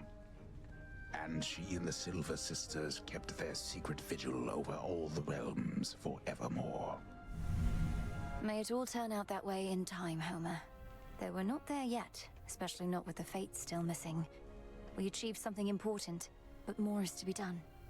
Yeah, so this just speaks to the transition from, hey, that was the true ending for the main campaign, but there are technically still other things for you to do in the game. There is still reason to continue playing once you have reached this point, which makes sense. But going back for a second to the whole comparisons to Mass Effect, very similar in a lot of ways now that I think about it. Also, up until the build-up toward the true ending, Hades 2 had done a very good job of plotline, the character development, the writing was very good. And that was the expectation. You set the bar high. I mean, that's a good thing. It means you made a good game, except it also means that if you then have any lapses, those stand out a lot. And so that's why I know, especially for this new true ending, at the end of every run, when we see what has changed, what remains the same, I've come across maybe as being very critical. That's all with that particular thing in mind, especially because it was the big thing that it felt like Hades 2 messed up was the ending. Everything else, the gameplay, the other writing components, the art, the music, fantastic. But the story does matter, at least when you set expectations that high, when you make it seem as though story and character development is going to be a big part of the game. There are many conversations that we have with NPCs. We get to learn a lot about Melinoi, about Greek mythology, and so to then have such major stumbling blocks at the end, it really stands out. You could maybe make the case, okay, generally speaking, roguelikes and roguelites, they tend not to be very story-driven, so maybe having a bad ending is not that big of a deal. For other roguelikes and roguelites, maybe, but Hades 2 is quite different in that way, and that's one of the reasons why it stands out relative to so many other roguelikes and roguelites. So it is still very important that you land the ending, and you didn't the first time, and like the Mass Effect trilogy, it seemed very rushed, very sloppy, and with more time and care, probably could have been significantly better, but you needed to do that from the onset, because once you've already established what the end result is going to be, once you get to the true ending, there's only so many things that you can change for how you get there. And so that's where, what I was talking about before, you start writing yourself into a corner. If you have to end up in that corner, you can't change that much if ultimately you still have to have Kronos be alive and be a good guy. So that was a problem. And then, like Mass Effect, they recognized it was a problem initially and then tried to do an update / DLC in the case of Mass Effect to retroactively fix it. And in some ways, may have made some improvements, but in other ways, may have made bigger mistakes. And it just leaves the players, in some ways, even more disappointed because you get the players' hopes up even more so. That means you have now twice failed to meet player expectations. So it's not good. It's not good. And I think it's up there as one of the worst endings I have ever experienced in a game, particularly because of the part where Melinoe kills Kronos, and then everyone forgets about it. If not for that, it would be flawed, but I could probably look past it and just say, it was bumpy, it wasn't great, but at least overall, they made more improvements than they did de-improvements, if that's a word. But you can't say that anymore. Not with that little animation, just that little attention to detail that was sorely, sorely missed. The task We're not finished. is complete, even if Melinoe just said we're not finished. That was clever. Okay, we'll see if there is anything else we can chat with people in the crossroads about. Don't think I forgot about you, little one. We really did it, didn't we? It's easy to miss him on that, since we spawn in here rather than our usual spot. And so the other thing, now going back to, okay, what happens post true ending? We did the alternate timeline to do the new true ending, and that made it so that we reset several conversations and subplot lines, side quests were on hold, at least until we finished the new true ending, which I had originally thought was going to be at most one run, and obviously it turned into like 12, if not more than that. So that definitely messed with my expectations as well. I did not realize we were getting into that much stuff when we made that transition. But now we are, theoretically at least, back to having all the crafting resources, all the conversations, all the side quest progress that we had originally. And we can go back to seeing some things through that previously we were not able to do. No touching. Oh. Hey, so what exactly happened around here? Did you complete your big important task? Because that's what I'm hearing from the other shades. Well, for the most part, yes. My family is back. My mother and father are restored to the underworld throne, and my brother's back too. But we have many details to sort out, and the Titan Kronos is going to be assisting us with that. The Titan you said you were going to slay this whole time. Assisting us. Hate to say it, Mel, but sounds to me like you totally blew it. At least the Titan part. This is the reaction that we had the first time that we experienced the true ending. He's no longer himself, or rather, no longer the way he used to be, and we'll be closely watching him.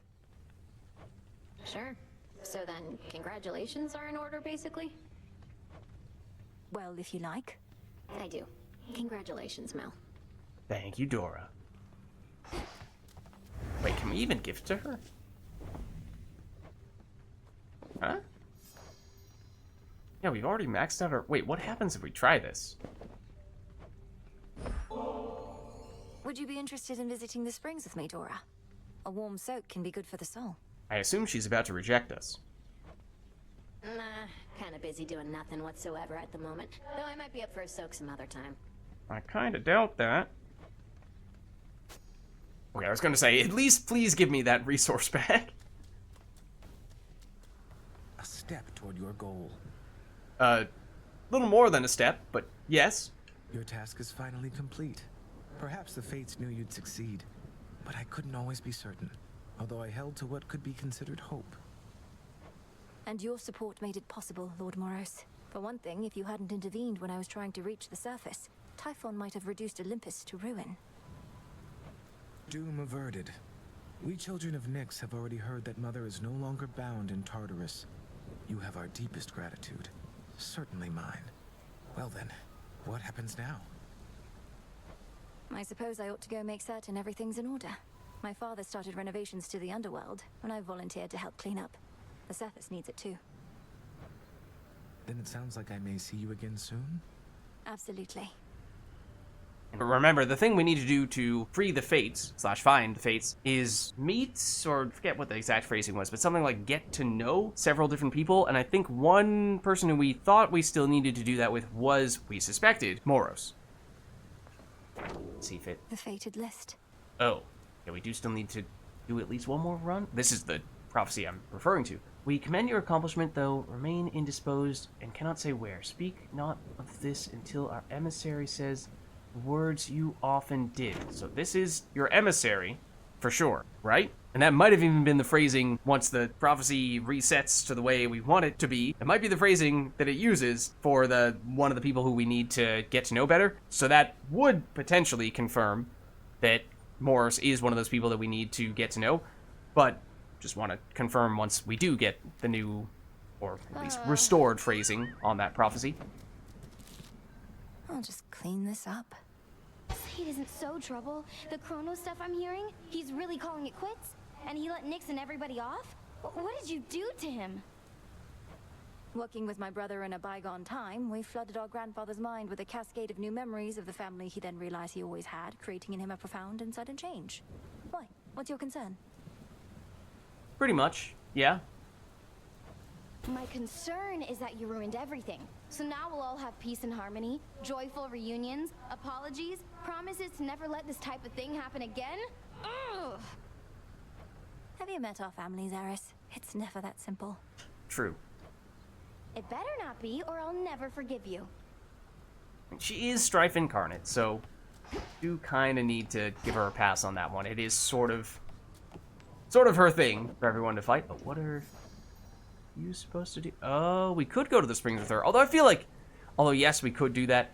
Kind of want to put those sorts of things on hold, at least for right now, because that kind of distracts from the big thing that we just did, finishing the new true ending. This is ready. Perfect condition. Nightmare? I mean, we kind of don't need any of these things anymore, as we've been saying, but if we have to choose, I guess we'll make it more nightmare. Potentially set ourselves up for some of those alternative familiar forms. And then similarly, I've messed up a fishing spot, right? Might have even forgotten about one. I feel like we should have had at least one beyond that. But Nemesis. Finally back from your father's house. Was Hecate all right? After the Titan got her, I ought to have taken guard duty more seriously and won't soon forgive myself is all. Headmistress would only want for you to learn from it. I half wonder if she let herself be taken just to get closer to our mark. Perhaps go speak with her. Yeah. And what of Kronos? Heard he isn't really dead and gone. How come everybody's cheering for you then? Good question. He's dead and gone in the sense that we have neutralized the threat he posed. I now shall have to grow accustomed to having him as a grandfather, rather than a hated foe. Don't see why he can't be both. This was never part of the task, and not like you to stray from the objective. We sure this supposedly neutralized Titan of Time is to be trusted? Headmistress sealed his strongest powers just in case. At any rate, we did it, Nem. Excuse me? Wait. Did that happen last time as well? Okay, where did that come from? I don't remember that happening last time, or at least I don't remember anyone saying anything about that. I do remember the classic trope of as soon as Kronos becomes a good guy, he becomes significantly weaker than he was as a foe, but I don't remember any explanation as to why that was, let alone that it was Hecate who somehow sealed his strongest powers to do that. Why couldn't she have just done that in the first place when we were fighting Kronos and he was a bad guy? I guess maybe because she was trying to keep herself hidden, but I don't know, it just introduces all these other questions that make you feel like Hecate did not do particularly well with her job. Then how come you look like you're headed out again? Heard there's still more time-related business to sort out. Time flows freely forth. We've yet to hear those exact words, but I imagine we're about to get them broken out here for the first time in this timeline. Well, yes, but... Then we're not done. Although that was always Malinoi. kinda just a forced cliche. Obviously, it doesn't exist as a cliche outside of the context of Hades 2, but they said it so often in Hades 2 that they turned it into a cliche in that it didn't really mean anything. It was just a lame excuse for why we still needed to defeat Kronos and Typhon. How are you faring lately, Headmistress? You've been, well, more reserved than I expected since the House of Hades. You said we'd speak more later. How soon later turns to now. Look, Malinoi, I ought to be in a more celebratory mood, given what you finally achieved. I am, above all, very proud of you. But being back at the house awakened memories that ought to remain dormant. Even though you got to see Mother and Father again, and Nyx, they were so grateful to you, I could tell. I am so grateful to you. Things may not have gone precisely as we planned, but the result is what we sought, isn't it? You refer to Kronos. long to see that wretch destroyed. My heart remains poisoned by the thought. I am attempting still to draw that poison out. Do give me time. I remember you once told me that destroying Kronos would not change the past, and that the pain would linger. And I was probably correct. Yet we cannot help but reassess the turns our lives take, through our own choices and otherwise. Anyhow, are you prepared to carry on? Nearly so. Retracing my steps should be interesting. What do you mean, retracing your steps? As in just going on additional runs? Of that, I have no doubt. Okay, I don't know what that was Pure getting on potential. about. We lost our soot when we went into the new true ending timeline. We should get it back, right? Along with our other crafting resources so that we can complete the Hypnos side quest, although maybe we need to do one more run before we get that transition back fully. Didn't see anything critical there. You got him. That we did. You found a path to victory and got us there. Wouldn't have been much of a plan if it didn't leave room to improvise. Of course, our plan now also has this other phase as a result. Oh? Cleaning up after Kronos. We all thought I would get rid of him. But I found another way. One I think shall leave my family better off. If not the rest of the world, eventually. I well and truly understand, Goddess, and do believe your choice was wise. As for what's next, everything is ready for you to proceed if and when you are. Eliminating real possibilities that we could have failed. Ensuring time flows freely forth, there as it is. Kronos puts it. I don't quite know what to expect. But the change we're fighting for won't happen overnight. What do you make of it? Kronos hasn't said that phrase yet, I don't think. So, no, Kronos has not put it that way. Maybe he did in the original true ending, but he hasn't in the new true ending, at least not yet. He said something similar, but he did not use that phrase yet. And, obviously, there's also the whole, like, yeah, you're giving us credit for choosing peace when we actually didn't choose peace. But I've already beat that drum enough. My personal opinion is it doesn't hurt to try. To the extent you had other matters to resolve, consider it an opportunity to do so. And we'll always be anticipating your return. Oh yeah, and also, so obviously Kronos has not used that phrase yet, but no one has explained yet how or why exactly we need to continue to prune alternative timelines in which we fail, so that the only remaining timeline is one in which we succeed, and thus that is the way in which time flows freely forth, which I only know because I remember it from the original true ending, and that has not been explained yet in the new true ending, despite this conversation implying that it has. Then let's give it a go.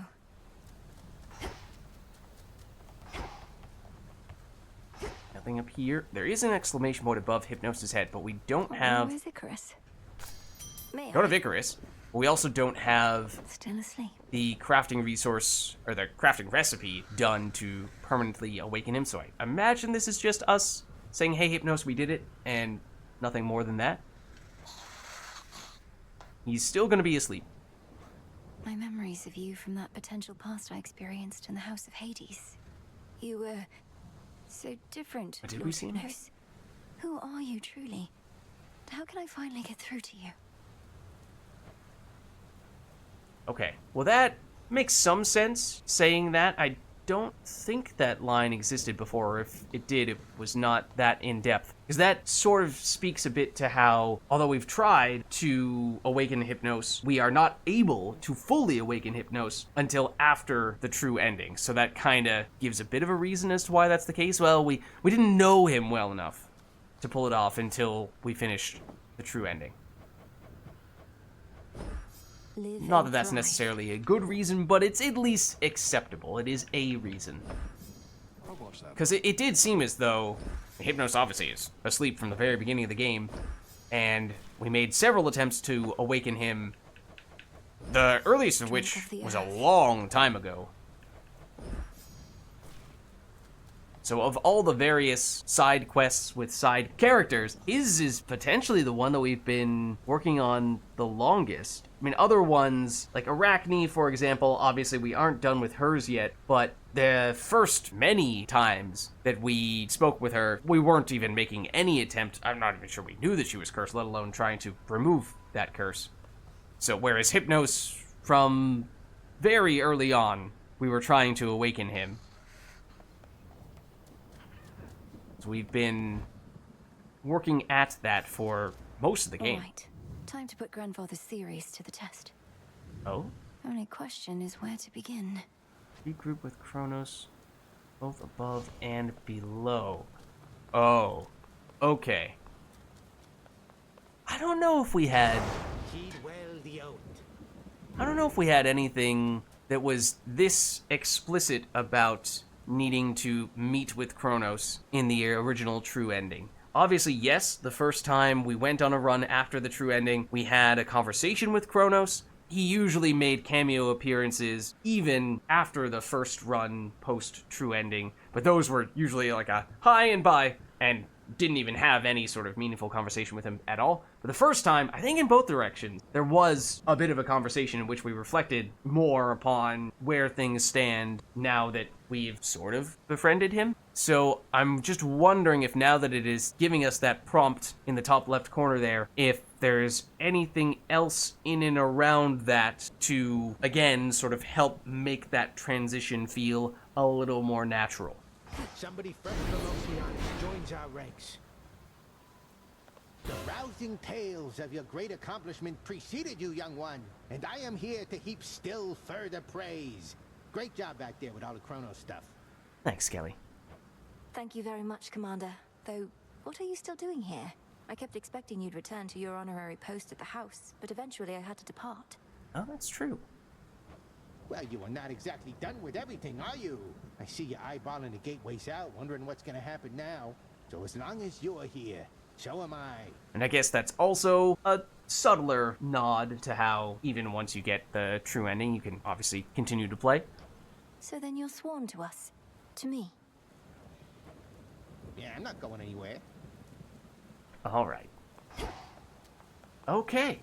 With that, we have now completed the new true ending, and I've given you my thoughts about it. I think, big picture, extremely flawed, most notably from that one huge mistake. Other than that, yes, there were some improvements. Unfortunately, there were also some things that got a little bit worse, and just by improving some things, but not other things, the things that you didn't address now stand out more. So overall, with that big mistake, unfortunately, I have to say that the new true ending is far worse than even the original true ending, in my opinion. Now, if for whatever reason you are willing to look past that key part where Melinoi does in fact slay Kronos, before all that other vision-related stuff with Zagreus and Kronos in the sort of alternate timeline that technically isn't an alternate timeline because it didn't actually happen, it was only a vision, then fair enough. In that case, maybe it is overall a slight improvement. That animation is in there, so I have to judge based on that. So really disappointed to see that, because I think it's a pretty serious mark against Hades 2,